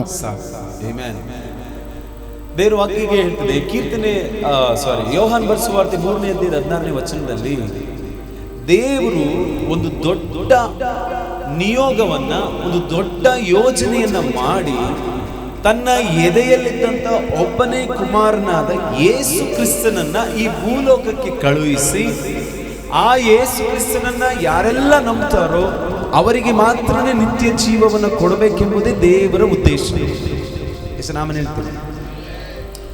ಈ ಉದ್ದೇಶದ ಒಳಗೆ ಯಾರೆಲ್ಲ ಬರ್ತಾರೋ ಅವರೆಲ್ಲರಿಗೂ ನಿತ್ಯ ನಿರಂತರವಾದ ಜೀವನ, ಹಲ್ಲೆಲೂಯಾ, ನಿತ್ಯತ್ವದ ಜೀವನ. ಸೊ ಈ ಕಾರ್ಯಗಳನ್ನು ಮಾಡುವುದಕ್ಕಾಗಿ ನನಗೆ ಒಂದು ಪ್ರಶ್ನೆ ಉಂಟಾಯಿತು. ಏನು ಪ್ರಶ್ನೆ ಅಂದ್ರೆ, ಈ ವಾಕ್ಯವನ್ನು ಓದುವಾಗ ನನ್ನ ಒಳಗೆ ಒಂದು ಪ್ರಶ್ನೆ, ಯೇಸು ಈ ಭೂಲೋಕಕ್ಕೆ ಬರಬೇಕು ಅನ್ನುವಂತ ಅವಶ್ಯಕತೆ ಇತ್ತ ಎಂಬುದಾಗಿ ಇವತ್ತು ನಾವೆಲ್ಲರೂ ಪ್ರಶ್ನೆ ಹಾಕೊಳ್ಳೋಣ. ಯೇಸು ಈ ಭೂಲೋಕಕ್ಕೆ ಬರಬೇಕನ್ನುವಂತ ಅವಶ್ಯಕತೆ ಇತ್ತ ಎಂಬುದಾಗಿ. ಎಷ್ಟು ಜನ ಇದೆ ಬರಬೇಕಾಗಿತ್ತು ಪಾಸ್ಟರ್ ಅಂತ ಎಷ್ಟು ಜನ ಅಂತೀರ? ಯೇಸು 2000 ವರ್ಷಗಳ ಹಿಂದೆ ಈ ಭೂಲೋಕಕ್ಕೆ ಬರ್ಬೇಕನ್ನುವಂತ ಅವಶ್ಯಕತೆ ಇತ್ತ? ಎಷ್ಟು ಜನ ಹೇಳ್ತೀರಾ ಇತ್ತು ಪಾಸ್ಟರ್? ಇಲ್ಲ ಅನ್ನೋರು ಎಷ್ಟು ಜನ? ಬೇಡವಾಗಿತ್ತು ಪಾಸ್ಟ್ರೆ ಅನ್ನೋರೆಲ್ಲ ಕೈ ಇಳಿಸಿದ್ದೀರಾ, ಬೇಕಿತ್ತು ಅನ್ನೋರೆಲ್ಲ ಕೈ ಎತ್ತಿದ್ದೀರಾ. ಇವಾಗೆಲ್ಲ ಕೈಗಳು ಬಂದ. ಇನ್ನೊಂದ್ಸರಿ ಕೇಳ್ತೀನಿ, ನಾನು ಯಾಕೆ ಇದನ್ನು ಕೇಳ್ತಿದ್ದೀನಿ ಅಂತ ನನ್ನ ಪ್ರಸಂಗದಲ್ಲಿ ನಿಮ್ಗೆ ಚೆನ್ನಾಗಿ ಅರ್ಥ ಆಗ್ತದೆ. ಯೇಸು ಈ ಭೂಲೋಕಕ್ಕೆ ಬರ್ಬೇಕನ್ನುವಂತ ಅವಶ್ಯಕತೆ ಇತ್ತ? ಎಷ್ಟು ಜನ ಇತ್ತು ಅನ್ನೋರು ಎಷ್ಟು ಜನ ಇದ್ದೀರಾ? Amen, hallelujah. ಆಗಿದ್ರೆ ಯಾಕೆ ಅಂತ ಒಂದು ಪ್ರಶ್ನೆ ನನಗೆ ಉಂಟು. ಯಾಕೆ ಯೇಸು ಈ ಭೂಲೋಕಕ್ಕೆ ಬರಬೇಕಾಗಿತ್ತು? ಅವಶ್ಯಕತೆ ಇತ್ತು ಬರ್ಬೇಕಂತ, ಆದ್ರೆ ಯಾಕೆ ಅನ್ನೋದು ಇಂಪಾರ್ಟೆಂಟ್ ಅಲ್ಲ. ಹಲ್ಲೆಲೂಯಾ. ಯಾಕೆ ಅಂತ ನಾವು ಸ್ವಲ್ಪ ಒಂದು ಅರ್ಧ ಗಂಟೆ ಎಷ್ಟು ಗಂಟೆ ಬೇಕು ನಿಮಗೆ? ಹೇಳ್ರಿ, ನೀವೇ ಟೈಮ್ ಕೊಟ್ಬಿಟ್ರೆ ಅವ್ರು ನಮಗೆ ಟೈಮ್ ಕೊಡಲಿಲ್ಲ. ನಿಮಗೆ ದೇವ್ರ ನಡೆಸುವಿಕೆನಾ? ದೇವ್ರ ನಡೆಸುವಿಕೆ ಅವ್ರು ಬರೋಣ ತನಕ ಇದೆ. ಓಕೆ ಅಂದ್ರೆ ಟೈಮ್. ನಾನು ನಿಂತ ಪ್ಲೇಸಲ್ಲೇ 3 ಅವರ್ 4 ಅವರ್ ಪ್ರೀಚ್ ಮಾಡ್ತೀನಿ. ಹಲ್ಲೆಲೂಯಾ.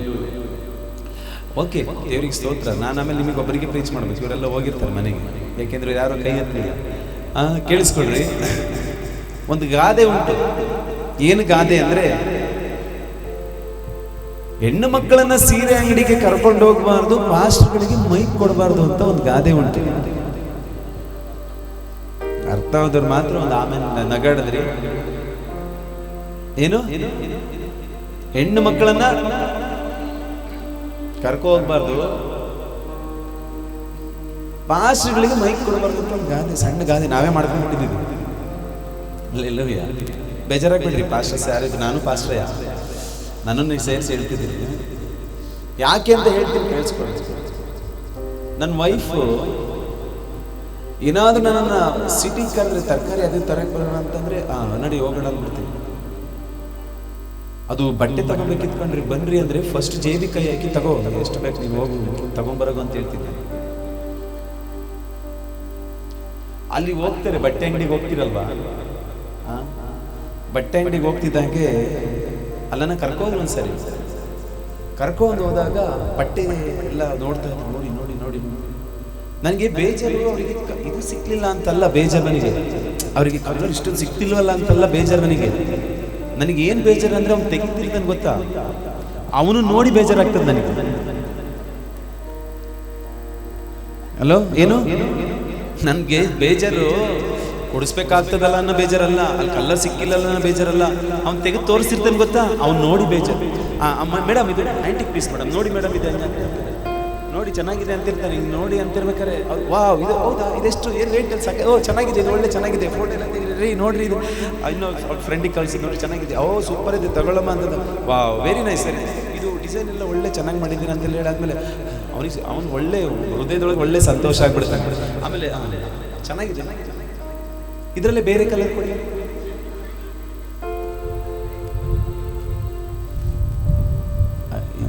ಯಾರು ನಕ್ಕಿಲ್ಲಲ್ಲ ಅವ್ರು ಯಾರೋ ಅವ್ರು ಹೆಂಡ್ತಿರನ್ನ ಬಟ್ಟೆ ಅಂಗಡಿ ಕರ್ಕೋಗಿಲ್ಲ. ಯಾರೆಲ್ಲ ನಗ್ತಿದ್ದೀರಾ ಹಲ್ಲೆಲೂಯಾ, ಕೇಳಿಸ್ಕೊಳ್ರಿ. ಸತ್ಯ ಏನಪ್ಪಾ ಅಂದ್ರೆ ಅದೇ ಪ್ರಾಬ್ಲಮ್. ಪಾಸ್ಟರ್ಸ್ ಹಂಗಿದೆ, ಕೊಟ್ಟರೆ ಸುಮ್ಮನೆ ಮಾತಾಡ್ತಾನೆ ಇರ್ತೀವಿ. ಅದಕ್ಕೆ ಟೈಮ್ ಕೊಟ್ಬಿಟ್ರೆ ಬೆಸ್ಟ್. ಅದಕ್ಕೂ 1 ನಿಮಿಷ ಮುಂಚೆ ನಿಲ್ಲಿಸ್ಬಿಡ್ತೀನಿ. ನೀವು ಟೈಮ್ ಕೊಟ್ಟಿಲ್ಲ, ದೇವ್ರಿಗೆ ಸ್ತೋತ್ರ ಮಾಡ್ತೀರಿ. ಹಲ್ಲೆಲೂಯಾ. ಕೂತ್ಕೊಳ್ತೀರಾ? ನಿಮ್ಮ ಆಮೇಲೆ ಹಲ್ಲೆಲೂಯಾ ನಮಗೆಲ್ಲ ಗೊತ್ತು, ನಾವು ನೋಡಿ ಬಂದಿದ್ದೇವೆ. ದೇವರಿಗೆ ಸ್ತೋತ್ರವಾಗಲಿ. ಕೇಳಿಸ್ಕೊಳ್ರಿ ವಾಕ್ಯವನ್ನ, ಬೇಗನೆ ಮುಗಿಸ್ತೇನೆ. ಯೇಸು ಕ್ರಿಸ್ತರು ಈ ಭೂಲೋಕಕ್ಕೆ ಬರಬೇಕನ್ನುವಂತ ಅವಶ್ಯಕತೆ ಇದೆ. ಎಸ್, ನೀವು ಹೇಳಿದ 100% ಕರೆಕ್ಟ್. ಯೇಸು ಈ ಭೂಲೋಕಕ್ಕೆ ಬರಬೇಕಂತ ಅವಶ್ಯಕತೆ ಅಲ್ಲ, ಬರಲೇಬೇಕಾದಂತ ಅನಿವಾರ್ಯತೆ ಇತ್ತು. ಕಾರಣ ಯಾಕೆ? ಈ ಭೂಮಿ ಮೇಲೆ ದೇವರು ಮನುಷ್ಯನನ್ನು ಉಂಟು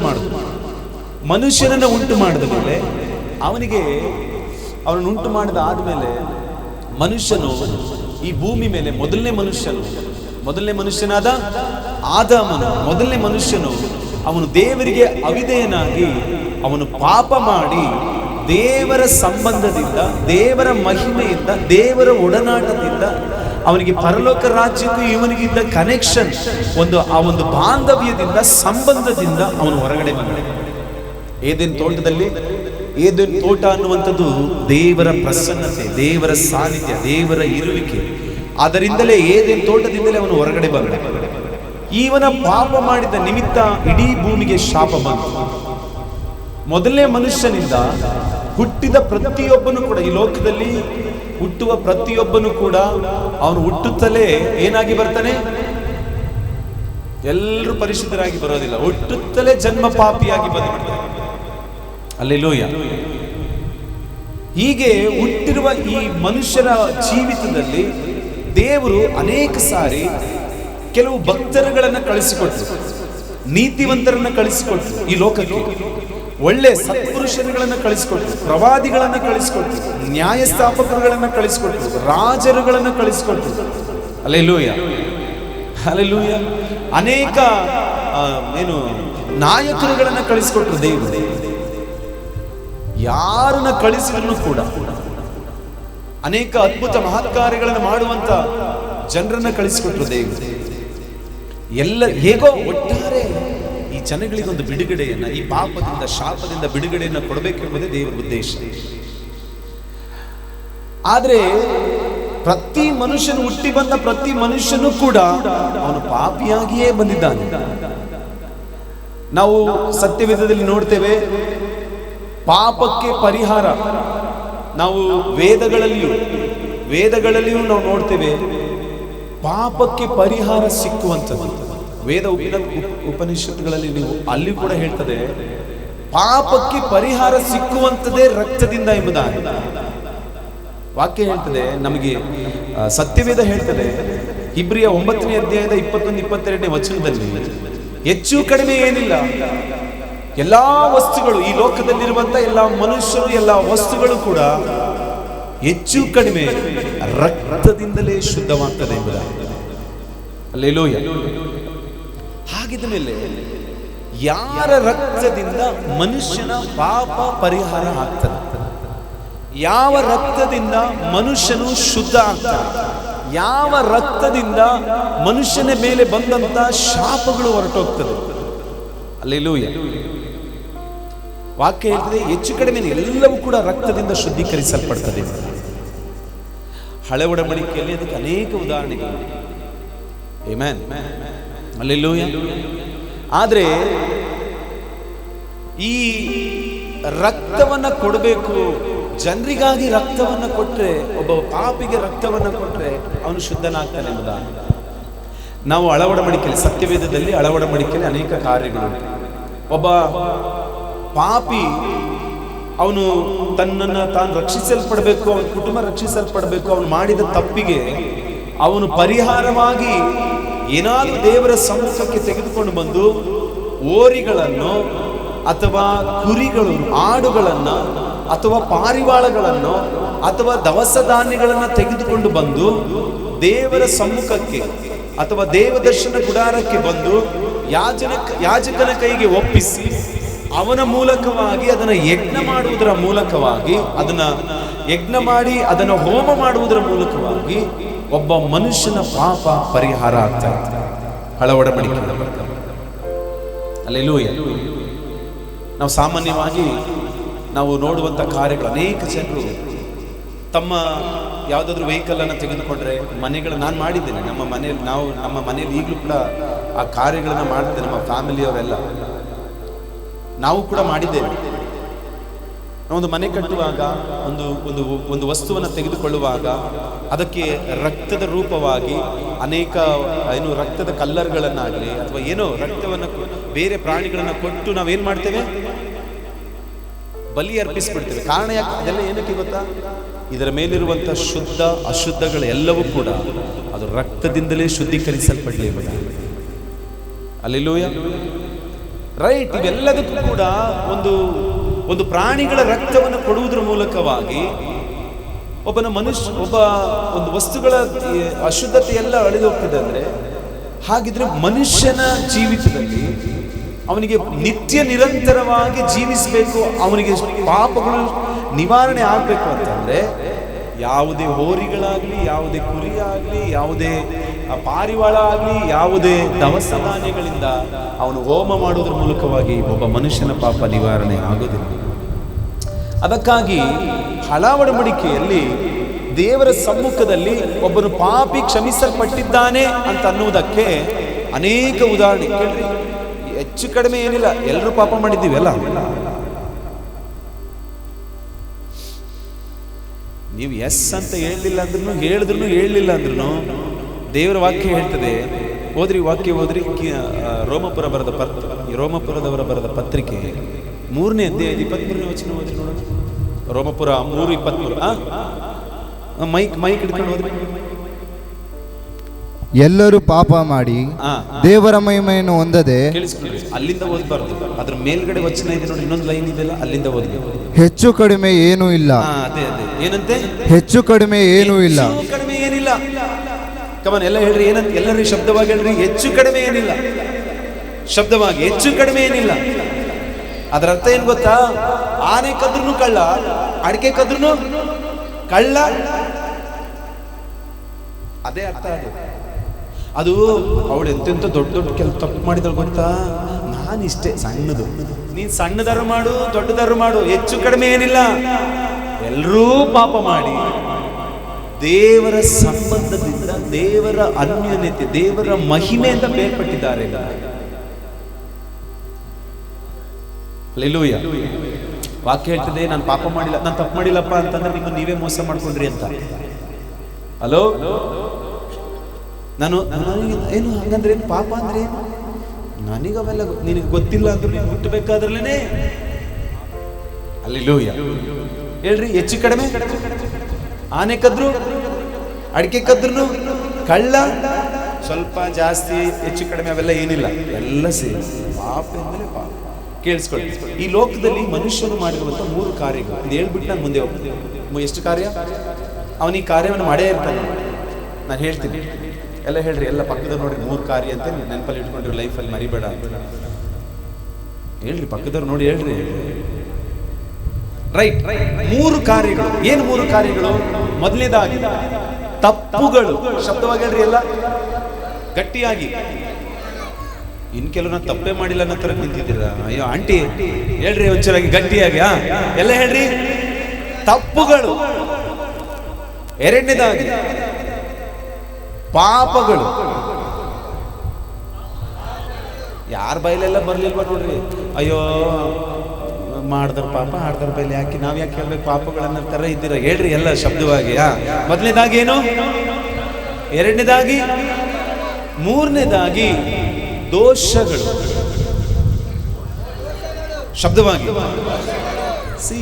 ಮನುಷ್ಯನು ಎಲ್ಲಾ 3 ಕಾರ್ಯಗಳಲ್ಲಿ ಬಂದಿರ್ತಾನೆ. ಹೇಳ್ತಾನೆ. ತಪ್ಪುಗಳಂದ್ರೆ ಏನು? ಮಿಸ್ಟೇಕ್ಸ್. ಇಂಗ್ಲಿಷ್ ನಲ್ಲಿ ಮಿಸ್ಟೇಕ್ಸ್ ಅಂತ ಹೇಳ್ತೀವಲ್ಲ. ತಪ್ಪುಗಳಂದ್ರೆ ಗೊತ್ತಿಲ್ಲದೆ ಮಾಡುವಂಥದ್ದು. ಅಣ್ಣ ಸಾರಿ ಅಣ್ಣ, ಬೇಜಾರಾಗ್ಲಿ, ಗೊತ್ತಾಗ್ಲಿಲ್ಲ ನಾವು ಅಂತೀರಿ ಗೊತ್ತಾ? ಅದು ಗೊತ್ತಾಗಿಲ್ಲದೆ ಮಾಡೋದಕ್ಕೆ ಏನ್ ಹೇಳ್ತೀವಿ? ಅದಕ್ಕೆ ತಪ್ಪು, ಮಿಸ್ಟೇಕ್ಸ್ ಅಂದ್ರೆ ಎಲ್ಲರೂ ಕೂಡ ಆಗಿರ್ತಾರೆ. ಪಾಪಗಳಂದ್ರೆ ಏನು? ಗೊತ್ತಿದ್ದು ಮಾಡೋದು. ಹಲ್ಲೆಲೂಯಾ. ಸಿನ್ ಎಂಬುದಾಗಿ ನಾವು ಗೊತ್ತಿದ್ದು ಮಾಡುವಂಥದ್ದು. ದೋಷಗಳು ಇಂಗ್ಲಿಷ್ ನಲ್ಲಿ ಟ್ರಾನ್ಸ್ಗ್ರೆಷನ್ ಎಂಬುದಾಗಿ ಹೇಳ್ತಾರೆ. ಕರೆಕ್ಟ್. ನಮಗೆ ಇಂಗ್ಲಿಷ್ ಬರಲ್ಲ, ಅದಕ್ಕೆ ಅವಾಗಿಂದ ಒಳ್ಳೆ ಇಂಗ್ಲಿಷ್ ಮಾತಾಡ್ತಿದ್ದೆ. ನಮಗೂ ಸ್ವಲ್ಪ ಹೇಳ್ಕೊಡಿದ್ದಾರೆ. ಹಲ್ಲೆಲೂಯಾ. ಏನ್ ಹೇಳ್ತೇವೆ? ದೋಷಗಳು. ಏನು ದೋಷಗಳಂದ್ರೆ? ಇದು ಪಾಪ ಅಂತ ಗೊತ್ತಿದ್ದು ನಾನೊಂದ್ಸರಿ ಮಾಡಿದ್ದೀನಿ, ಪುನಃ ಗೊತ್ತಿದ್ದು ಕೂಡ ಮಾಡ್ತೇನೆ ಇರ್ತಾರೆ ನೋಡ್ರಿ. ಅದಕ್ಕೆ ಹೇಳುವಂಥದ್ದು ದೋಷಗಳು. ಹಲ್ಲೆಲೂಯಾ. ಈ 3ರೊಳಗಡೆ ಈ ಮನುಷ್ಯ ಯಾವ್ದಾದ್ರೂ ಒಂದ್ ಕಡೆ ಸೇರ್ಕೊಂಡೇ ಇರ್ತಾನೆ ನೋಡ್ರಿ. ಇವೆಲ್ಲದರಿಂದ ಬಿಡುಗಡೆ ಆಗಲಿಕ್ಕೆ ಹಳ ಒಡಂಬಡಿಕೆಯಲ್ಲಿ ನೀವು ಯಾಜಕಕಾಂಡ ಪುಸ್ತಕಕ್ಕೆ ಬರುವುದಾದ್ರೆ, ಅಲ್ಲಿ ನಾವು ವಿಮೋಚನೆ ಕಾಂಡ ಪುಸ್ತಕ, ಅರಣ್ಯ ಕಾಂಡ ಪುಸ್ತಕ ಎಲ್ಲ ಆ ಅಧ್ಯಾಯದಲ್ಲಿ ನಾವು ನೋಡುವಾಗ ಕೇಳಿಸ್ಕೊಳ್ರಿ, ಒಬ್ಬ ಮನುಷ್ಯನು ತನ್ನ ಪಾಪದಿಂದ ಬಿಡುಗಡೆ ಹೊಂದಲಿಕ್ಕೆ ಒಂದು ಕಾರ್ಯವನ್ನು ಮಾಡಬೇಕೆಂಬುದಾಗಿ ದೇವರು ಹೇಳ್ತಾರೆ. ಹಲ್ಲೆಲೂಯಾ. ಹಲೋ, ಈ ಎಲ್ಲಾ ಪಾಪಗಳನ್ನ ನಮಗೊಬ್ರು ಕ್ಷಮಿಸಿದಾರಪ್ಪ.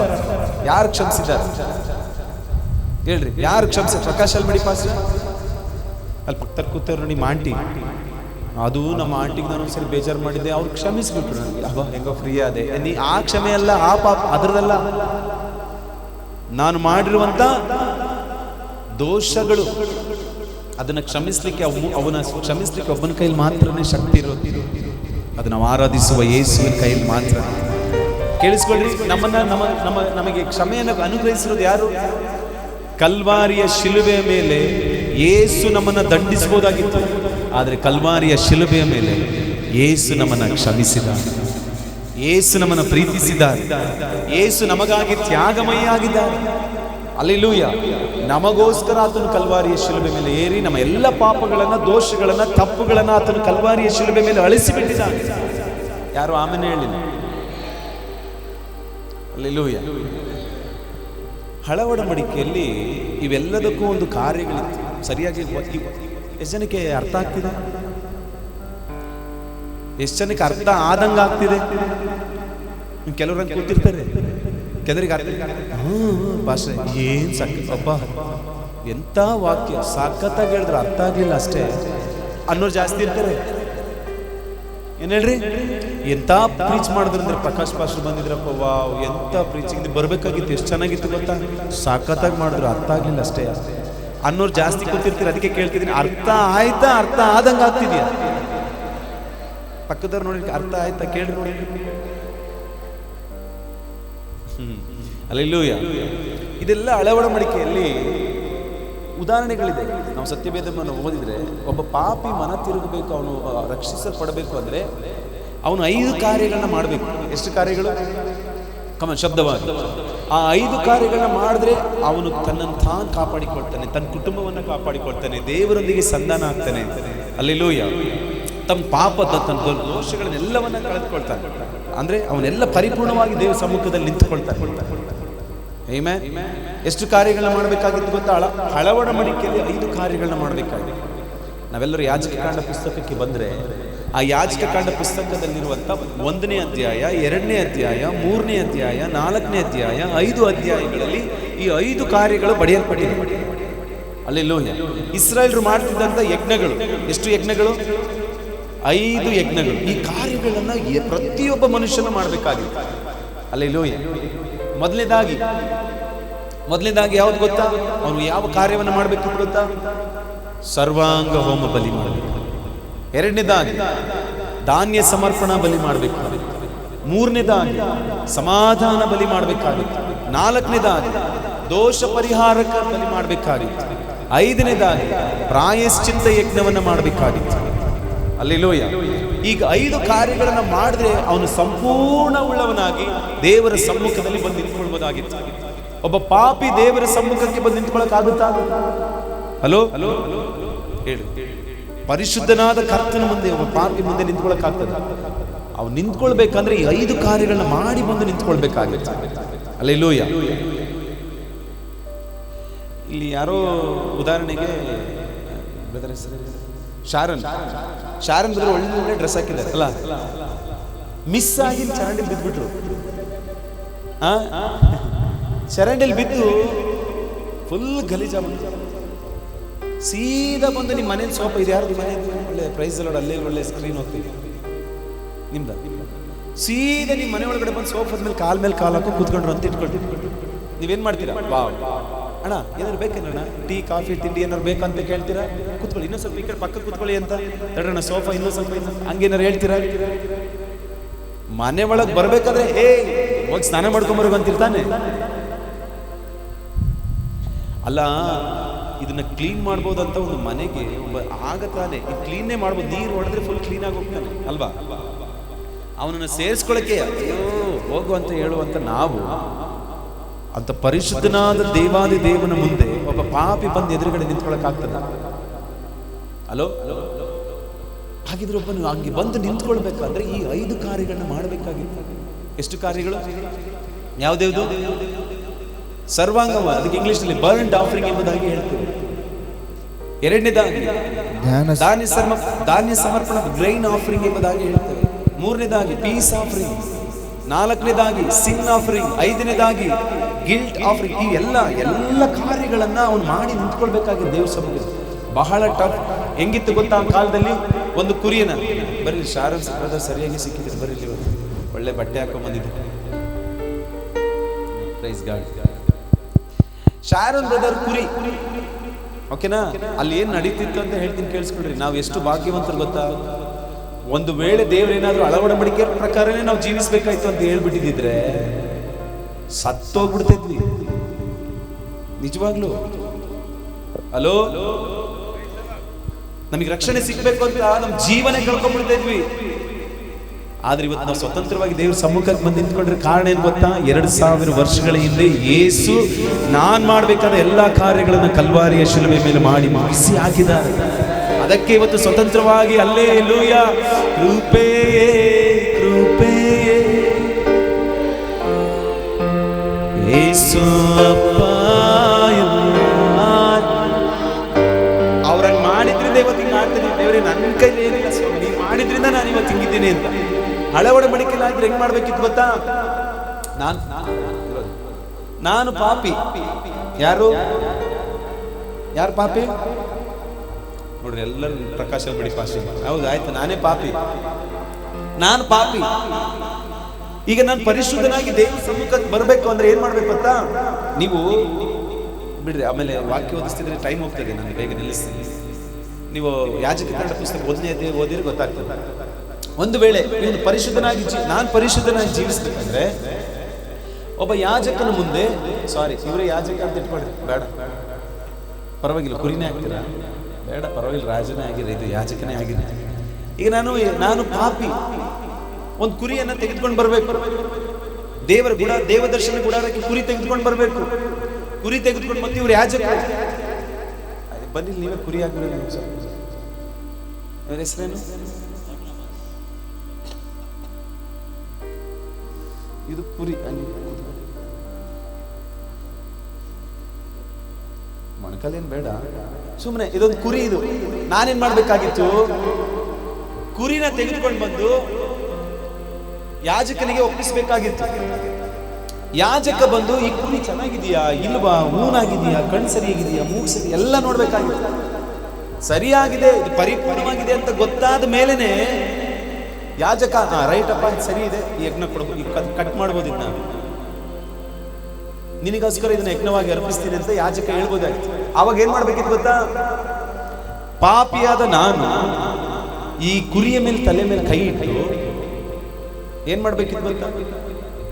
ಪ್ರಕಾಶ, ನಾನು ಕಳ್ತನ ಮಾಡಿದ್ದೇನೆ, ನಾನು ವ್ಯಭಿಚಾರ ಮಾಡಿದ್ದೇನೆ, ನಾನು ಕೊಲೆ ಮಾಡಿದ್ದೇನೆ, ನಾನು ಇನ್ನೊಬ್ಬನ ಸೊತ್ತು ಸುಲ್ಕೊಂಡಿದ್ದೇನೆ, ನಾನು ಮೋಸ ಮಾಡಿದ್ದೇನೆ, ಏನೇನೆಲ್ಲ ಮಾಡಿದ್ರು ಅದನ್ನ ಎಲ್ಲವನ್ನು ಹೇಳ್ಬೇಕಾಗಿತ್ತು.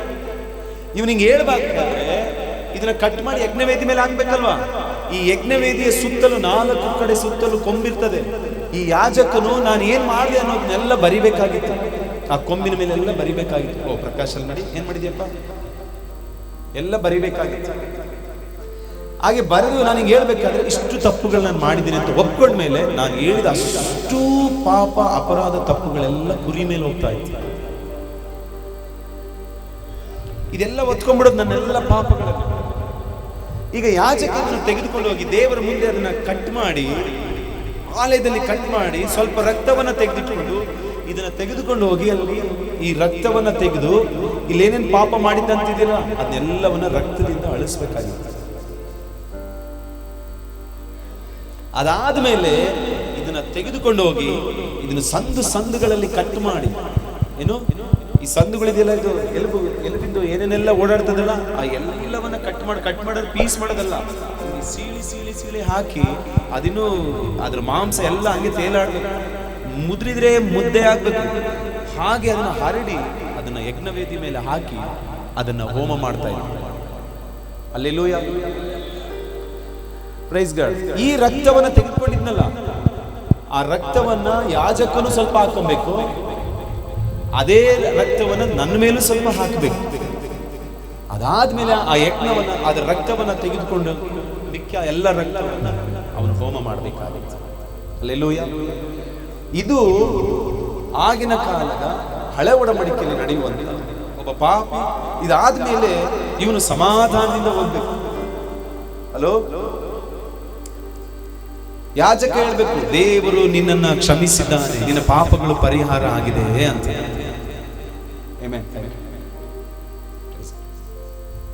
ಏನ್ ಹೇಳ್ರಿ, ಈಗ ಇದೆಲ್ಲ ಕಾರ್ಯ ನಡಿಬೇಕಾಗಿತ್ತು. ಫಸ್ಟ್ ಸರ್ವಾಂಗ ಹೋಮ ಬಲಿ ಆಗ್ಬೇಕಾಗಿತ್ತು.